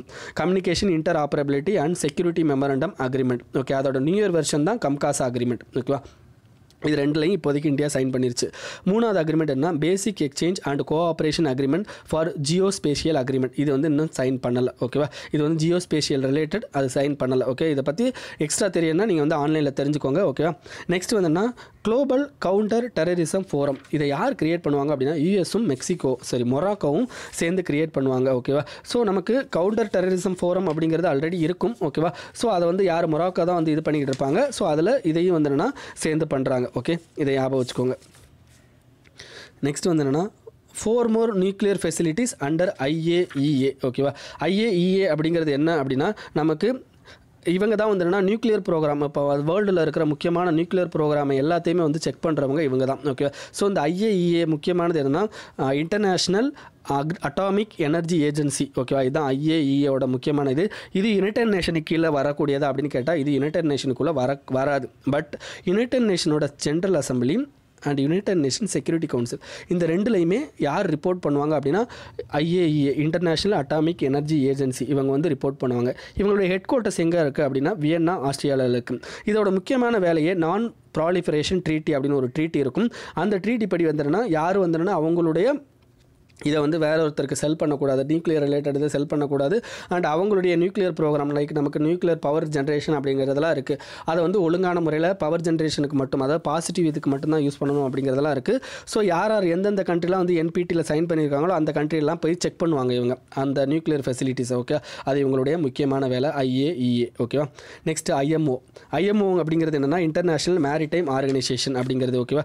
இன்டர்நேஷ்னல் மேரிடைம் ஆர்கனைசேஷன் முக்கியமான இது வந்து என்ன, இது வந்து ஒரு specialised agency under United Nation. இதோட முக்கியமான வேலையை safety, security of shipping, prevention of marine pollution and atmosphere pollution, இந்த ரெண்டையுமே வந்து ப்ரிவென்ட் பண்ணுறது இவங்களுடைய முக்கியமான வேலை. அண்ட் வந்து என்னென்னா இவங்களுடைய இந்த மெரைன் ரிலேட்டட் சஸ்டைனபிள் டெவலப்மெண்ட் கோல் இருக்குது, அதை வந்து கண்ட்ரோல் பண்ணுற, அதை வந்து இது பண்ணுற ரெகுலேட் பண்ணுறது இவங்க தான். ஓகேவா. ஸோ இவங்களுடைய ஹெட் குவார்ட்டர்ஸ் வந்து எங்கே இருக்குன்னு அப்படின்னா லண்டனில் இருக்குது. அண்ட் வேர்ல்டை பொறுத்த வரைக்கும் ஓஷியன் சம்மந்தமாக வந்தோன்னா இன்னும் 2 அக்ரிமெண்ட் இருக்குது. ஒன்று என்னென்னா UN கிளாஸ் அப்படின்னு சொல்லுவாங்க, United Nation convention on the law of the sea அப்படின்னு சொல்கிறது. ஓகேவா. இது என்ன பண்ணுறது அப்படின்னா நமக்கு இன்டர்நேஷ்னல் வாட்டரோட ரெஸ்பான்சிபிலிட்டி. ஓகேவா. அண்ட் இன்டர்நேஷ்னல் வாட்டரோட அந்த டிமார்க்கேஷன் பண்ணுறது எல்லாமே இவங்க தான் பண்ணுவாங்க. ஓகேவா. நெக்ஸ்ட் வந்து என்ன, இன்டர்நேஷ்னல் சீபெட் அத்தாரிட்டி.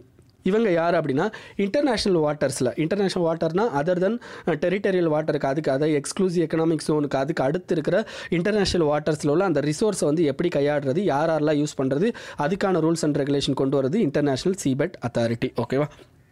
இதுக்கடுத்து இன்டர்நேஷ்னல் வேலிங் கமிஷன் அப்படின்னு சொல்லிட்டு ஒரு கமிஷன் இருக்குது, அது எல்லாமே பார்த்துக்கோங்க. இந்த இன்டர்நேஷ்னல் சீபெட் அத்தாரிட்டி எஸ்டாப்ளிஷ் பண்ணது UN கிளாஸ் தான் எஸ்டாப்ளிஷ் பண்ணியிருப்பாங்க. ஓகேவா. Next exporting corruption report. இதை யார் வெளியிடுறாங்க அப்படின்னா டிரான்ஸ்பரன்சி இன்டர்நேஷ்னல். ஓகேவா.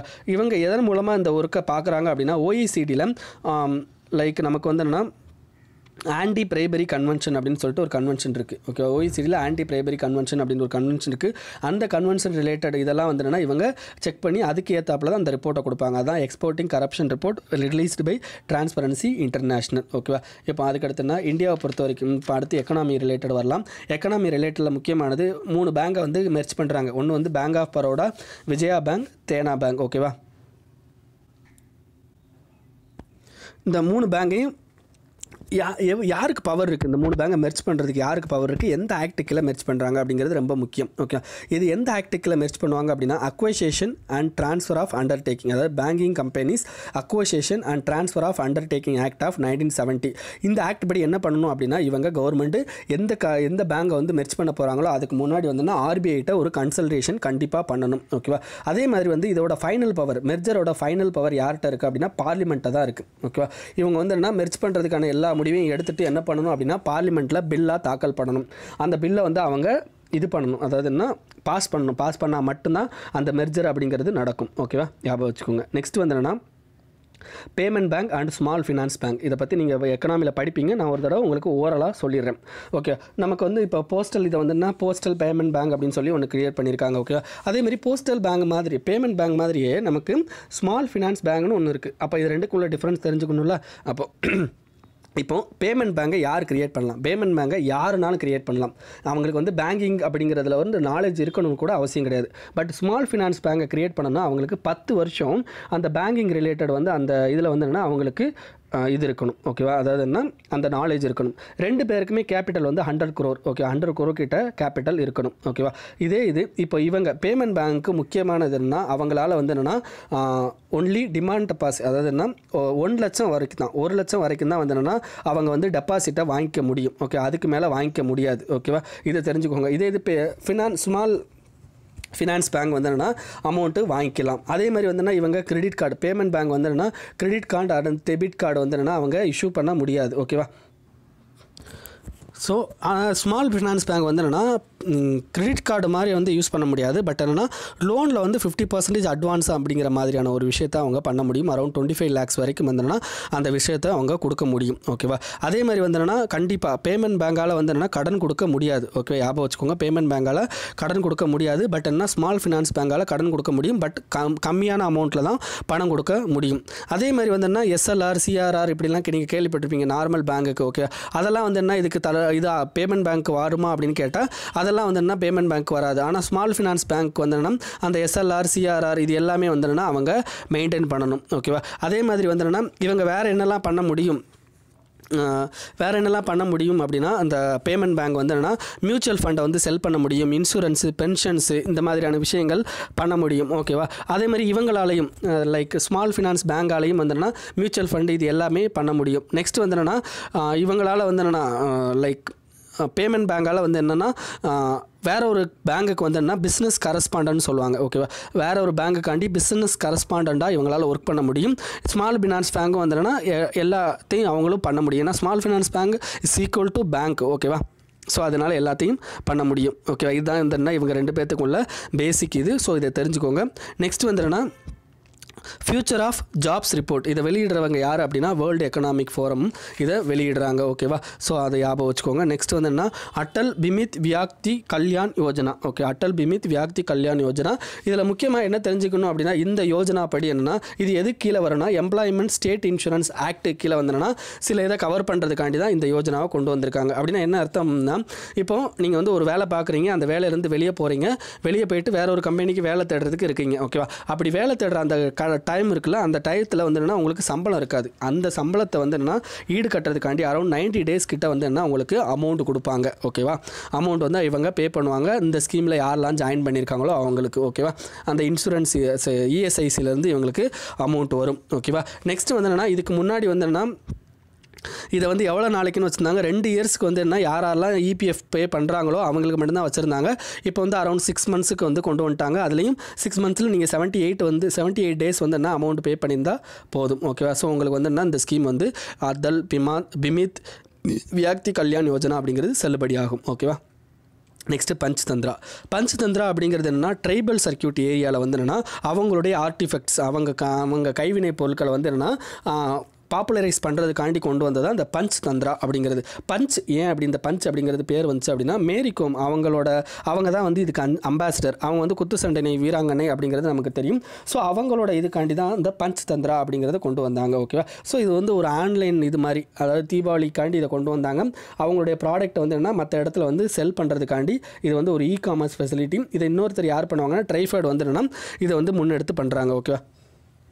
நெக்ஸ்ட் வந்துன்னா பிஎம் அன்னதத்தா ஐ சரக்ஷான் அப்படிங்கிறது. ஓகே, இதோட முக்கியமான வேலையே வந்து என்னென்னா நமக்கு வந்து என்னென்னா நமக்கு ஃபார்மர்ஸ்க்கு வந்து என்னென்னா சில ஸ்கீம்ஸ்லாம் இருக்குதுன்னு தெரியும். மொத்தம் 3 வகையான ஸ்கீம்ஸ் இருக்குது. ஒன்று வந்து price support scheme, price deficiency payment scheme, next private procurement stockist programme அப்படின்னு சொல்லிட்டு 3 ப்ரோக்ராம் இருக்குது.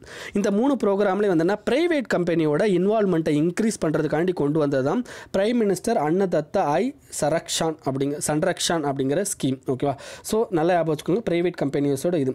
நார்மலாக ப்ரைஸ் சப்போர்ட் ஸ்கீம்னா இந்த இப்போ எம்எஸ்பியில் பண்ணுறாங்க பார்த்தீங்களா, அதுதான் ப்ரைஸ் சப்போர்ட் ஸ்கீம். ஓகேவா? அதில் என்ன பண்ணுவாங்கன்னா கவர்மெண்ட் வந்து என்ன அரௌண்ட் 25% இதை வந்து என்ன ஹார்வெஸ்ட்டில் கவர்மெண்ட் வந்து வாங்கிப்பாங்க. எப்போல்லாம் எம்எஸ்பியோட அமௌண்ட் கீழே போகுதும் அப்போல்லாம் வாங்கிப்பாங்க. ஓகேவா? இதே இது ப்ரைஸ் டிஃபிஷியன்சி பேமெண்ட் ஸ்கீம்னா அப்படி என்ன அர்த்தம்னா எவ்வளோவுக்கு கம்மியாக வந்து என்னென்னா அதை விற்கிறாங்களோ அதை நீங்கள் மார்க்கெட்டில் விற்றுருங்க.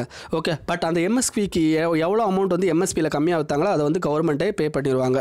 நெக்ஸ்ட் ப்ரைவேட் ப்ரொக்யூர்மெண்ட் ஸ்டாக்கிஸ்ட் ப்ரோக்ராமில் வந்து என்ன இங்கே ப்ரைஸ் சப்போர்ட் ஸ்கீமில் வந்து 25% வந்து என்ன கவர்மெண்ட் வந்து வாங்கினாங்களா, அதேமாதிரி இங்கே 15% கவர்மெண்ட் வாங்குவாங்க, ப்ரைவேட் கம்பெனிஸ் வாங்கிப்பாங்க. அதான் ப்ரைவேட் ப்ரொக்யூர்மெண்ட் ஸ்டாக்கிஸ்ட் ப்ரோக்ராம் அப்படிங்கிறது. ஓகேவா? ஸோ இதுதான் வந்து என்ன பிஎம் அன்னதத்தா ஐ சரக்ஷான் அப்படிங்கிற யோஜனாவில் கொண்டு வந்தது. நெக்ஸ்ட் வந்து வேர்ல்டு ஃபர்ஸ்ட் ஹைட்ரஜன் ட்ரெயின். இதை யார் வெளியிடுறாங்க அப்படின்னா ஜெர்மனி. அதுக்கு இன்னொரு நிக் நேம் வந்து என்ன ஹைட்ரைல் அப்படிங்கிறது தான் அதனுடைய நிக் நேம். ஓகேவா? Next international centre for transformative artificial intelligence. Okay, இது யாரெல்லாம் வந்துன்னா இது பண்ணுறாங்க அப்படின்னா NITI Aayog, Intel, Tata institute of fundamental research TIFR. இதோட தலைமையகம் எங்கே இருக்குது அப்படின்னா பெங்களூர், கர்நாடகாவில் இருக்குது. இதோட முக்கியமான இது என்னென்னா artificial intelligent let health care, agriculture, smart mobility இதெல்லாம் கொண்டு வர்றதான் இதோட முக்கியமான இதுவே. ஓகேவா? நெக்ஸ்ட் வந்து என்ன ISAT-2. ஓகே, ISAT-2 இதை யார் வெளியிடுறாங்க அப்படின்னா நமக்கு நாசா அவங்க தான் வந்து என்னென்னா இதை வந்து இது ஏவி இருப்பாங்க. இதோட முக்கியமான இதுவே வந்து என்னென்னா இதோட பேர் என்ன ISATங்கிறது ice cloud and land elevation satellite 2 இதோட பேர் அதுதான். ஓகேவா?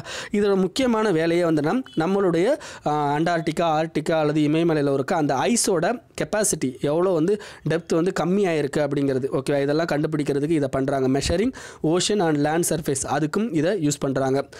இது எந்த டெக்னாலஜி மூலமாக யூஸ் பண்ணுறாங்கன்னா நமக்கு இதில் அட்லஸ் அப்படிங்கிற டெக்னிக் யூஸ் பண்ணுறாங்க. Advanced topographic laser altimeter system அதை யூஸ் பண்ணுறாங்க. அதை தவிர வேறு என்ன டெக்னிக்னா ஃபோட்டான் கவுண்டிங் டெக்னிக் யூஸ் பண்ணுறாங்க. ஃபோட்டான் கவுண்டிங்னா என்ன பண்ணுவாங்கன்னா, நமக்கு அந்த சேட்டலைட்லேருந்து என்ன பண்ணுன்னா ஃபோட்டானை வந்து இது பண்ணுவாங்க, ஓகேவா, பல்சஸை வந்து அனுப்புவாங்க வேர்ல்டுக்கு.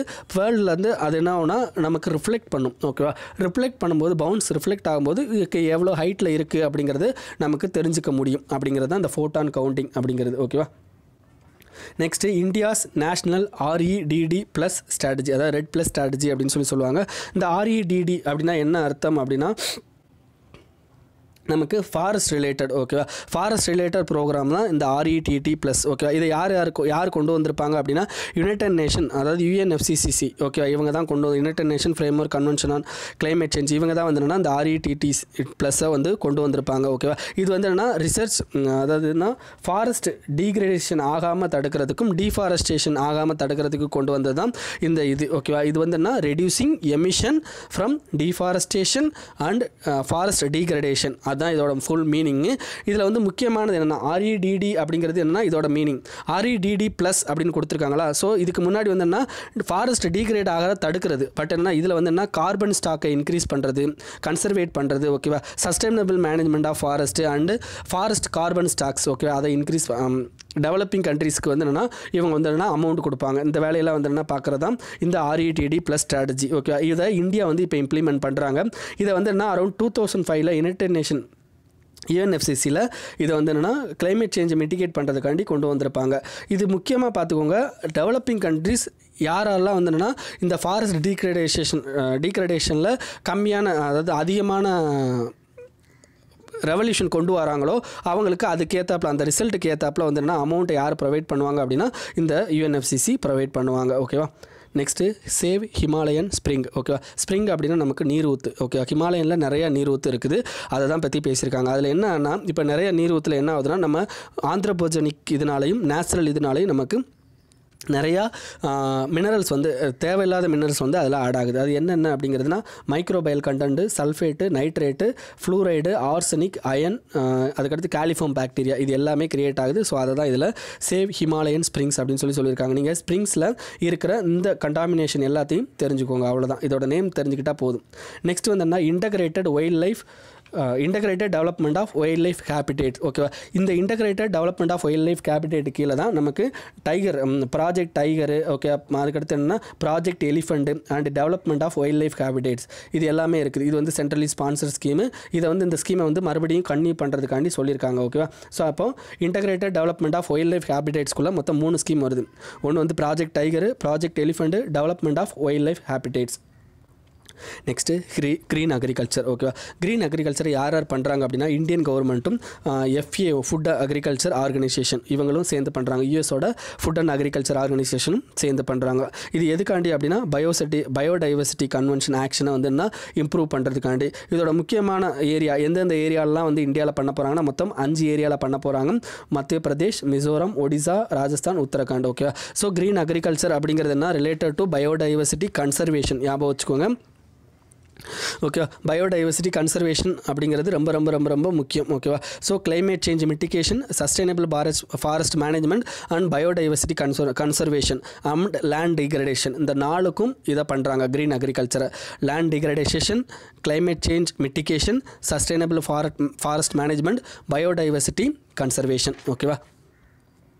நெக்ஸ்ட் வந்து என்ன, ஸ்னோ லியோபார்டு அப்படிங்கிறது என்ன, IUCN வல்னரபிளில் இருக்குது. ஸ்னோ லியோபார்டு இந்தியாவில் மொத்தம் 5 ஸ்டேட்டில் இருக்குது, ஓகேவா. எந்தெந்த ஸ்டேட் அப்படின்னா நமக்கு ஜம்மு அண்ட் காஷ்மீர், ஹிமாச்சல் பிரதேஷ், உத்தரகாண்ட், சிக்கிம் அண்ட் அருணாச்சல் பிரதேஷ், இந்த 5 ஸ்டேட்லேயும் இதோட இது இருக்குது, ஓகேவா. இது IUCNல வல்னரபிள் கண்டிஷனில் இருக்குது. இதை இப்போ லேட்டஸ்ட்டாக வந்து என்னென்னா எங்கே அதிகமாக ஃபைண்ட் அவுட் பண்ணியிருக்காங்க அப்படின்னா லிப்பா ஆஸ்ரா, ஓகேவா, வைல்ட் லைஃப் சாங்சுரியில் பண்ணியிருக்காங்க. லிப்பா Azra wild life sanctuary Himachal பிரதேஷில் இருக்குது. நீங்கள் தெரிஞ்சுக்க வேண்டியது லிப்பா ஆஸ்ரா வைல்ட் லைஃப் சாங்சுரி எங்கே இருக்குது அப்படிங்கிறத தெரிஞ்சுக்கோங்க.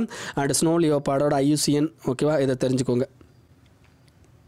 Next India cooling action plan வேர்ல்டுலேயே ஃபஸ்ட்டு கூலிங் ஆக்ஷன் பிளான் கொண்டு வந்தது இந்தியா தான் கொண்டு வந்திருக்காங்க. இந்த கூலிங் ஆக்ஷன் பிளானில் என்ன பண்ணுவாங்க அப்படின்னா நமக்கு இந்த ரெஃப்ரிஜிரேட்டர்லாம் யூஸ் பண்ணுறோம், ஏசிலாம் யூஸ் பண்ணுறோம், அதோட கன்சம்ஷன்லாம் கம்மி பண்ணுறது, அதுக்கு தான் இதை கொண்டு வந்திருக்காங்க, ஓகேவா. இதில் பர்சன்டேஜ்லாம் கொடுத்துருப்பாங்க, அதெல்லாம் நமக்கு தேவையில்லை, ஓகேவா. மேக்ஸிமம் அந்த பர்சன்டேஜ்லாம் இப்போலாம் கேட்குறதில்ல. நெக்ஸ்ட்டு வாயுங்கிறது என்ன, விண்ட் ஆக்குமெண்டேஷன் பியூரிஃபையிங் யூனிட். ஓகேவா, இந்த விண்ட் ஆக்குமெண்டேஷன் பியூரிஃபையிங் யூனிட்டை யார் கொண்டு வந்திருக்காங்கன்னா இந்தியாவில் council of scientific and industrial research CSIRம் national environmental engineering research institute NEERI அப்படிங்கிறவங்களும் சேர்ந்து கொண்டு வந்திருக்காங்க. இது வந்து ஒரு இண்டிஜினியஸ்லி டெவலப்டு ஒரு டெக்னாலஜி. இது என்ன பண்ணுன்னா அரௌண்ட் 500 மீட்டர் தூரத்தில் இருக்கிற ஏரை வந்து பியூரிஃபை பண்ணும். இதோட முக்கியமான 2 பிரின்சிபல் ஒர்க் என்ன அப்படின்னா, நமக்கு டைல்யூஷன் ஆஃப் ஏர் பொல்யூட்டண்டை ஏரையும் வந்து என்ன ஃபஸ்ட்டு டைல்யூட் பண்ணுறது, நெக்ஸ்ட்டு ஆக்டிவ் பொல்யூட்டன் ரிமூவல் பண்ணுறது. இந்த 2 தான் இதோட முக்கியமான வேலை. ஓகேவா, next more river stretches are critically polluted அப்படின்னு சொல்லி ஒரு 2-3 ரிவரை கொடுத்துருக்காங்க. அந்த ரிவர் மட்டும் தெரிஞ்சால் போதும். ஒன்று வந்து மித்தி ரிவர். ஓகே, மித்தி ரிவருங்கிறது என்னென்னா மகாராஷ்டிராவில் மும்பைக்கு அந்த பக்கம், மும்பைக்கு நம்ம கடல் ஓரமாக இருக்கிறதுக்கு பேர் வர்றதான் மித்தி ரிவர். ஓகேவா, இந்த மித்தி ரிவருக்கு இன்னொரு பேர் என்ன, மாஹிம் ரிவர் அப்படின்னு சொல்லுவாங்க. இது எங்கே இருக்குது அப்படின்னா அங்கே ஒரு ஐலாண்ட் இருக்குது. ஓகேவா, சால்செட்டே ஐலாண்ட், அதாவது மும்பைக்கு பக்கத்தில் ஒரு சால்செட்டே ஐலாண்ட் அப்படின்னு சொல்லிட்டு ஒரு ஐலாண்ட் இருக்குது. அந்த ஐலாண்டில் மொத்தம் 2 லேக் இருக்குது. ஒன்று வந்து போவாய் லேக்கு, இன்னொன்று விகார் லேக்கு. இந்த 2 லேக்லேருந்தும் வாட்டரை வந்து என்னென்னா நமக்கு அரேபியன் சீல போய்ட்டு சேர்க்கறதுக்கு பேர் தான் இந்த மித்தி ரிவர் அண்ட் மாஹிம் ரிவர் அப்படின்னு சொல்லுவாங்க. நெக்ஸ்ட்டு ஹிண்டான் ரிவர் எங்கே இருக்குன்னா யூபியில் இருக்குது. ஓகேவா, இது வந்து யமுனாவோட ட்ரிபியூட்டரி. ஸோ இந்த மாதிரி இந்த ரிவரெல்லாம் வந்து மேபி கேட்பாங்க. ஸோ அந்த ரிவர்லாம் பேர் ஞாபகம் வச்சுக்கோங்க. ஓகேவா, Mithi river, Mahim river, Hindon river அப்படிங்கிறதெல்லாம் ஞாபகம் வச்சுக்கோங்க. Okay, next PM KETS top United Nation environmental honour award. ஓகேவா, இது என்ன, United Nation of earth award அப்படின்னு, சாம்பியன்ஸ் ஆஃப் எர்த் அவார்டு அப்படின்னு சொல்லுவாங்க. இதை யார் கொடுக்குறாங்க அப்படின்னா யுனைடெட் நேஷன் என்வரான்மெண்ட் ப்ரோக்ராம் தான் இதை ப்ரொவைட் பண்ணுறாங்க. ஓகேவா, ஸோ இது வந்து இந்தியாவில் எதுக்கு நம்ம பிரைம் மினிஸ்டருக்கு கொடுக்குறாங்க அப்படின்னா பீட் பிளாஸ்டிக் பொல்யூஷன், அதாவது one time usable plastic pollution வந்து அவர் கம்மி பண்ண அதுக்காண்டி நிறையா வந்து அவர் முயற்சிகள் எடுத்தார். அதனால் வந்து என்னன்னா அவர் சாம்பியன்ஸ் ஆஃப் எர்த் அப்படிங்கிறத கொடுக்குறோம் அப்படின்னு கொடுத்துருக்காங்க. அதே மாதிரினா நம்மளுடைய கொச்சி ஏர்போர்ட்டுக்கு கொடுத்துருக்காங்க. கொச்சி ஏர்போர்ட்டில் வந்து ஃபுல் அண்ட் ஃபுல் சோலார் பேனலை யூஸ் பண்ணி நமக்கு வந்து ஆப்ரேட் ஆகிறதுனால கொச்சி இதுக்கும் கொடுத்துருக்காங்க. இதை தவிர வேறு யாரெல்லாம் வாங்கியிருக்காங்க அப்படின்னா பிரசிடென்ட் ஆஃப் ஃப்ரான்ஸும் வாங்கியிருக்காரு. ஓகேவா, நெக்ஸ்ட்டு IO Wave 16. ஓகேவா, IO Wave 16 அப்படிங்கிறது என்ன அர்த்தம் அப்படின்னா நமக்கு சுனாமியோட மாக் ட்ரில் அப்படிங்கிறது தான் IO Wave 16 அப்படிங்கிறது. இதை யார் பண்ணுறா அப்படின்னா இன்டர் கவர்மெண்டல் ஓஷியனோகிராஃபிக் கமிஷன் தான் பண்ணுறாங்க. Intergovernmental oceanographic commission. Okay, இந்த இன்டர் கவர்மெண்டல் ஓஷியனோகிராஃபிக் கமிஷன் அப்படிங்கிறத யார் நியமிச்சிருப்பாங்க அப்படின்னா யுனெஸ்கோ கீழே வர்றது தான் இந்த IOC அப்படிங்கிறது. ஓகேவா, இவங்க என்ன பண்ணியிருக்காங்க அப்படின்னா சுனாமியோட மாக் ட்ரில் வந்து என்னென்னா பண்ணியிருக்காங்க. ஓகேவா, ஸோ அதனால் வந்து IO Wave 16 அப்படின்னா என்ன அர்த்தம்னா சுனாமி மாக் ட்ரில். இதை யார் கொண்டு வந்தாங்கன்னா இன்டர் கவர்மெண்டல் ஓஷியனோகிராஃபிக் ஆர்கனைசேஷன் கொண்டு வந்திருக்காங்க. இந்த இன்டர் கவர்மெண்டல் ஓஷியனோகிராஃபிக் ஆர்கனைசேஷன் யுனெஸ்கோ கீழே வர்ற ஒரு அமைப்பு. ஓகேவா, நெட்டு சாகாஜ் போர்ட்டல் அப்படிங்கிறது என்ன, grant security clearance. Okay, ease of doing பிஸ்னஸ்க்காண்டி கொண்டு வந்தது தான். ஈஸ் ஆஃப் டூயிங் பிஸ்னஸ்க்கு நிறைய செக்யூரிட்டி கிளியரன்ஸ்லாம் கொடுக்க வேண்டியிருக்கும். ஓகே, அந்த செக்யூரிட்டி கிளியரன்ஸ்க்காண்டி கொண்டு வந்தது தான் இந்த சாகாஜ் போர்ட்டல். இந்த போர்ட்டல் யாருக்கு கீழே வரும்னா மினிஸ்ட்ரி ஆஃப் ஹோம் அஃபேர்ஸ் கீழே வரும். ஓகேவா, நெக்ஸ்ட்டு இன்ஜெட்டி ஸ்ரீனிவாஸ் கமிட்டி. இந்த இன்ஜெட்டி ஸ்ரீனிவாஸ் கமிட்டி அப்படிங்கிறது கார்ப்பரேட் சோஷியல் ரெஸ்பான்சிபிலிட்டி அதை வந்து இது கொண்டு வந்து அதை வந்து செக் பண்ணுறதுக்காண்டியும் அதில் ரூல்ஸ் அண்ட் ரெகுலேஷன் கொண்டு வரதுக்காண்டியும் கொண்டு வந்தது தான் இன்ஜெட்டி ஸ்ரீனிவாஸ் கமிட்டி. ஓகேவா, நெக்ஸ்ட்டு இந்தியா சிக்கிமில் ஃபஸ்ட்டு ஒரு ஏர்போர்ட் என்ன பண்ணியிருக்காங்க அப்படின்னா பேக்யாக் அப்படிங்கிற ஏரியாவில் வந்து என்ன ஏர்போர்ட் கிரியேட் பண்ணியிருக்காங்க. அப்போ கண்டிப்பாக பேக்யாக் அப்படிங்கிறது தெரிஞ்சுக்கோ. ஏன்னா சிக்கிம்ங்கிறது ஒரு ஸ்டேட்டு, அந்த ஸ்டேட்டில் ஃபஸ்ட்டாக ஒரு ஏர்போர்ட் வந்து என்ன பேக்யாக் ஏர்போர்ட் அப்படிங்கிறது தெரிஞ்சுக்கோங்க. Next battle of Haifa. ஓகேவா, பேட்டில் ஆஃப் கைஃபா அப்படிங்கிறது என்னென்னா ஒரு இஸ்ரேலியில் நடந்த ஒரு பேட்டில் தான் பேட்டில் ஆஃப் கைஃபா அப்படிங்கிறது. ஓகேவா, லைக் World War I அப்போ அந்த பிரச்சனை நடந்திருக்கும் இந்த கைஃபா பேட்டில். இந்த கைஃபா பேட்டில் இந்தியன்ஸ் வந்து அதிகமாக கலந்துகிட்டு இருப்பாங்க. ஓகேவா, ஸோ இதை வந்து என்ன கமமரேட் பண்ணுறதுக்காண்டி அங்கே வந்து என்னென்னா செலிப்ரேஷன் நடந்திருக்கு. ஓகே, அப்போ பேட்டில் ஆஃப் கைஃபா அப்படிங்கிறது என்னன்னு தெரிஞ்சுக்கோங்க. இதில் இந்தியன் வந்து கலந்துக்கிட்டு இருக்காங்க அப்படிங்கிறது தெரிஞ்சுக்கோங்க. ஸோ இதில் முக்கியமான country Ottoman empire and Israel, இது 2 முக்கியமானது. ஓகேவா, next brow antlered deer. Okay, brow antlered டியர்னா சாங்காய் டியர் அப்படின்னு சொல்லுவாங்க. இது எங்கே இருக்குன்னா மணிப்பூரில் லோக்டாக் லேக்கில் இருக்குது. இப்போதைக்கு அங்கே மட்டும் தான் இருந்தது. இப்போ என்ன பண்ண போகிறாங்கன்னா அதோட செகண்ட் ஹோம் அதை வந்து இன்னொரு இடத்துக்கும் ஷிஃப்ட் பண்ண போகிறாங்க. அது எங்கன்னா பம்லன் பேட் ஓகேவா லேக்குக்கு பண்ண போகிறாங்க. ஓகே, இந்த பம்லன் பேட் லேக்கு எங்கே இருக்குது அப்படின்னா நமக்கு இதில் தான் இருக்குது, மணிப்பூரில் தான் இருக்குது. ஸோ மணிப்பூரோட எண்டமிக் தான் இது நம்மளுடைய இந்த சாங்காய் டியர் அப்படிங்கிறது. ஓகேவா, இது வந்து என்டேஞ்சர்ட் லிஸ்ட்டில் இருக்குது. ஓகேவா, இது வந்து டான்சிங் டியர் அப்படின்னு சொல்லுவோம். Okay, next district mineral foundation அப்படிங்கிறது என்ன அப்படின்னா under mines and mineral development and regulation amendment act 2015 கீழே வரது தான் இந்த டிஸ்ட்ரிக்ட் மினரல் ஃபவுண்டேஷன் அப்படிங்கிறது. இந்த டிஸ்ட்ரிக்ட் மினரல் ஃபவுண்டேஷன் எதுக்காண்டி கொண்டு வந்திருப்பாங்க அப்படின்னா இப்போ எந்த இடத்துல வந்து மினரல் அந்த எக்ஸ்கவேஷன் நடக்குதோ அந்த இடத்துல பீப்புள் எல்லாம் வந்து என்னன்னா வேறு இடத்துக்கு டிஸ்லோகேட் பண்ணுவாங்க. அப்படி டிஸ்லோகேட் பண்ணும்போது ஆட்டோமேட்டிக்காக என்ன ஆகுனா அங்கே மக்களோட இது பாதிக்கப்படும், வாழ்வாதாரங்கள் எல்லாமே பாதிக்கப்படும். அப்போ அவங்களுக்கான ஒரு இதை பண்ணுறதுக்கு கொண்டு வந்தால் தான் டிஸ்ட்ரிக்ட் மினரல் ஃபவுண்டேஷன் அப்படிங்கிறது. ஓகே, நெக்ஸ்ட்டு ஸ்பைலைட் அப்படிங்கிறது என்ன, mini UAV, okay, unmanned aerial vehicle or high altitude aerial surveillance vehicle அப்படின்னு சொல்லுவாங்க. ஸ்பைலைட்னா இதுதான். ஓகேவா, நெக்ஸ்ட் வந்துன்னா சில ட்ரைபல்ஸ் எல்லாம் வந்து என்ன மென்ஷன் பண்ணியிருப்பாங்க. ஓகே, சோழா நாயக்கர் அப்படிங்கிற ட்ரைபல்ஸ் வந்து என்ன இந்த வட்டம் செப்டம்பரில் வந்து கொஞ்சம் முக்கியமாக இருந்தது. கேரளாவில் இருக்காங்க. ஓகே, மேதர் அப்படிங்கிற ட்ரைபல் கம்யூனிட்டி வந்து என்ன கர்நாடகாவில் இருக்காங்க. நெக்ஸ்ட் வந்து என்னென்னா ஹட்டி அப்படிங்கிற ட்ரைப்ஸ் வந்து என்னென்னா ஹிமாச்சலில் இருக்காங்க. ஓகேவா, நெக்ஸ்ட்டு சில இடங்கள் வந்து என்னென்னா முக்கியமாக இருந்துச்சு. ஓகேவா, அந்த இடங்கள் என்னென்னு பார்க்கலாம். அந்த இடங்களில் வந்து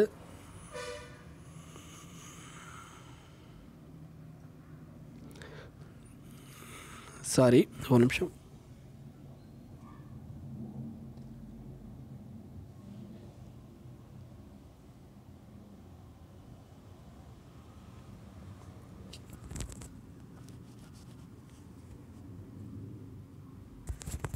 சரி, அது கை வந்து ரொம்ப ஈரமாக இருக்கிறதுனால அந்த பிரச்சனை வந்துச்சு. அப்புறம் என்ன இத்லிப். ஓகேவா, இத்லிப் அப்படிங்கிறது முக்கியமான இடம், சிரியாவில் இருக்கிறது. இங்கே வந்து ரஷ்யா வந்து என்னென்னா அவங்களோட இது பண்ணியிருப்பாங்க. ஸோ அதான் இத்லிப் அப்படிங்கிற ஏரியா. ஓகேவா, நெக்ஸ்ட் வந்து என்னென்னா ரபாட்டுங்கிறது மொராக்கோவோட கேபிட்டல் தான் ரபாப். நெக்ஸ்ட் வந்து பலாய்ங்கிறது என்ன, ஸ்ரீலங்காவோட நார்த் ஸ்ரீலங்கா தான் பலாய். இங்கே வந்து இந்தியன் கவர்மெண்ட் என்ன பண்ணுறாங்கன்னா ஏர்போர்ட் இதெல்லாம் கட்டுறதுக்காண்டி நம்ம வந்து ஹெல்ப் பண்ணிக்கிட்டு இருக்கோம். ஸோ ஓகேவா, ஸோ பலாய் அப்படிங்கிறது ஏரியாவும் தெரிஞ்சுக்கோங்க. நெக்ஸ்ட்டு சென்ட்ரல் எம்ப்ளாய்மெண்ட் கேரண்டி அப்படிங்கிற கவுன்சில் ஒன்று இருக்குது. சென்ட்ரல் எம்ப்ளாய்மெண்ட் கேரண்டி கவுன்சில் அப்படிங்கிற ஒரு கவுன்சில் இருக்குது. அந்த கவுன்சில் வந்து என்ன இப்போ எம்ஜி நரேகாவுக்கு கீழே வந்துன்னா அது போய்கிட்டு இருக்கிறதுனால எம்ஜி நரேகாவில் முக்கியமான council central employment guarantee council. Okay, இது எம்ஜி நரேகா ஆக்ட் 2005 கீழே வந்திருக்கும். இந்த சென்ட்ரல் எம்ப்ளாய்மெண்ட் கேரண்டி கவுன்சில் எதுக்காண்டி யூஸ் பண்ணியிருப்பாங்க அப்படின்னா நமக்கு எம்ப்ளாய்மெண்ட் லெவலில் கரெக்டாக வந்து மானிட்டரிங் பண்ணுறது, அதை எவாலுவேட் பண்ணுறது. ஓகேவா, அதே மாதிரி வந்துன்னா கவர்மெண்ட்டுக்கு சில அட்வைஸ் கொடுக்குறது, இம்ப்ளிமெண்டேஷன், இது எல்லாமே வந்துன்னா CGC பண்ணுவாங்க. இது எந்த மினிஸ்ட்ரி கீழே வரும்னா ரூரல் டெவலப்மெண்ட் மினிஸ்ட்ரி கீழே வரும். ஓகேவா, next global state of democracy index. இதை யார் வெளியிடுறாங்க அப்படின்னா international institute for democracy and elected assistance, இவங்க தான் வெளியிடுறாங்க. Next international sea power symposium, இதை யார் பண்ணுறாங்க அப்படின்னா US நேவி பண்ணுறாங்க. ஓகேவா, இது வந்து ஒரு பயானியலாக நடக்கக்கூடிய ஒரு இது. நெக்ஸ்ட் வந்து என்னன்னா இது எப்போ நடத்தியிருக்காங்க அப்படின்னா ரோடே ஐலாண்டு. ஓகே, யூஎஸில் இருக்க ரோடே ஐலாண்டில் இதை நடத்தியிருக்காங்க. ஓகேவா, நெக்ஸ்ட் கிரேட் இண்டியன் பஸ்டர்ட் வந்து என்னன்னா இப்போ லேட்டஸ்ட்டாக ஆந்திரா அண்ட் கர்நாடகாவில் வந்து பண்ணியிருக்காங்க. அண்ட் மகாராஷ்டிராலேயும் வந்துன்னா இதோட இது இருக்கிறதா அப்படின்னு கண்டுபிடிச்சிருக்காங்க. ஓகே, கிரேட் இண்டியன் பஸ்டர்ட் அப்படிங்கிறது என்னென்னா நமக்கு கிரிட்டிக்கலி என்டேஞ்சர்டில் இருக்கக்கூடிய ஒரு பறவை. அண்ட் ராஜஸ்தானோட ஸ்டேட் பறவை. இது ராஜஸ்தானோட அந்த நமக்கு வந்து அரிட் ரீஜியனில், ஓகேவா, பாலைவனத்தில் இருக்கிற பறவை தான் இந்த கிரேட் இண்டியன் பஸ்டர்ட். அது ஆந்திரா, கர்நாடகா, இப்போ மகாராஷ்டிராலையும் இருக்குது அப்படிங்கிறத கண்டுபிடிச்சிருக்காங்க. ஓகேவா, நெக்ஸ்ட் வந்து என்னென்னா மல்டி டைமென்ஷனல் பாவர்ட்டி இண்டெக்ஸ். இது யார் வெளியிடுறாங்கன்னா யுனைடெட் நேஷன் டெவலப்மெண்ட் ப்ரோக்ராம் வெளியிடுறாங்க. நெக்ஸ்ட் வந்து என்ன ராய்கஞ்ச் வைல்ட் லைஃப் சாங்சுரி. இந்த ராய்கண்ட் வைல்ட் லைஃப் சாங்சுரிக்கு இன்னொரு பேர் என்னென்னா குலிக் பேர்டு சாங்சுரி அப்படின்னு சொல்லுவாங்க. எதுக்காண்டினா இதுக்கு பக்கத்தில் குலிக் ரிவர் அப்படிங்கிற ஒரு ரிவர் போகிறதுனால இந்த ராய்கஞ்ச் வைல்ட் லைஃப் சாங்சுரிக்கு இன்னொரு பேர் குலிக் பேர்டு சாங்சுரி. இது வந்து வெஸ்ட் பெங்காலில் இருக்குது. ஓகேவா, நெக்ஸ்ட் வந்து என்ன டோட்டல் எக்ஸ்பென்ஸ் ரேஷியோ அப்படின்னு சொல்லிட்டு இப்போ ஒரு சில நியூஸ்லலாம் அந்த செப்டம்பரில் பார்த்துருப்போம். இந்த டோட்டல் எக்ஸ்பென்ஸ் ரேஷியோ அப்படிங்கிறது என்ன அர்த்தம்னா இந்த மியூச்சுவல் ஃபண்ட் வந்து என்னன்னா அவங்களுடைய அந்த இன்வெஸ்ட்மெண்ட் இல்லாமல் அவங்களுடைய அட்மினிஸ்ட்ரேஷனுக்காண்டி சில காஸ்ட் வந்து செலவாகும். ஓகேவா, அந்த காஸ்ட்டை தான் என்னென்னா டோட்டல் எக்ஸ்பென்ஸ் ரேஷியோ அப்படின்னு சொல்லுவாங்க. ஓகேவா, நெக்ஸ்ட் வந்துன்னா ஐசிடி டெவலப்மெண்ட் இண்டெக்ஸ், அதாவது information communication technology development index. இதை யார் வெளியிடுறாங்க அப்படின்னா இன்டர்நேஷனல் டெலிகம்யூனிகேஷன் யூனியன், அவங்க தான் வெளியிடுறாங்க. நெக்ஸ்ட்டு குளோபல் வெட்லேண்ட் அவுட்லுக், இதை வெளியிடுறவங்க யாருன்னா ராம்சன் கன்வென்ஷன் செக்ரட்டரியேட் தான் இதை வெளியிடுறாங்க. நெக்ஸ்ட் வந்துன்னா sustainable alternative towards affordable transport, அதாவது சதாத் இனிஷியேட்டிவ் அப்படிங்கிறது. இந்த இனிஷியேட்டிவ் யார் பண்ணுறாங்கன்னா மினிஸ்ட்ரி ஆஃப் பெட்ரோலியம் பண்ணுறாங்க. ஓகேவா, இதோட முக்கியமான வேலையை ப்ரொமோட் கம்ப்ரஸ்ட் பயோகேஸை வந்து என்ன நமக்கு வந்து என்ன டிரான்ஸ்போர்ட்டேஷனில் யூஸ் பண்ணுறது. ஓகேவா, so September month full current affairs இவ்வளோ தான். இதுக்கு மேலே வந்து மேக்ஸிமம் எதுவும் கிடையாது. ஓகே, ஸோ கரண்ட் அஃபேர்ஸ் கண்டிப்பாக வந்து இந்த ஃபுல் ஒரு 15 பேஜ் இருக்குது. இந்த 15 பேஜில் வந்து உங்களுக்கு கண்டிப்பாக வந்து ஒரு கொஷின் இல்லை 2 கொஷின் கேட்கறதுக்கான சான்சஸ் இருக்குது. ஸோ நல்லா படிச்சுக்கோங்க. And thank you friends.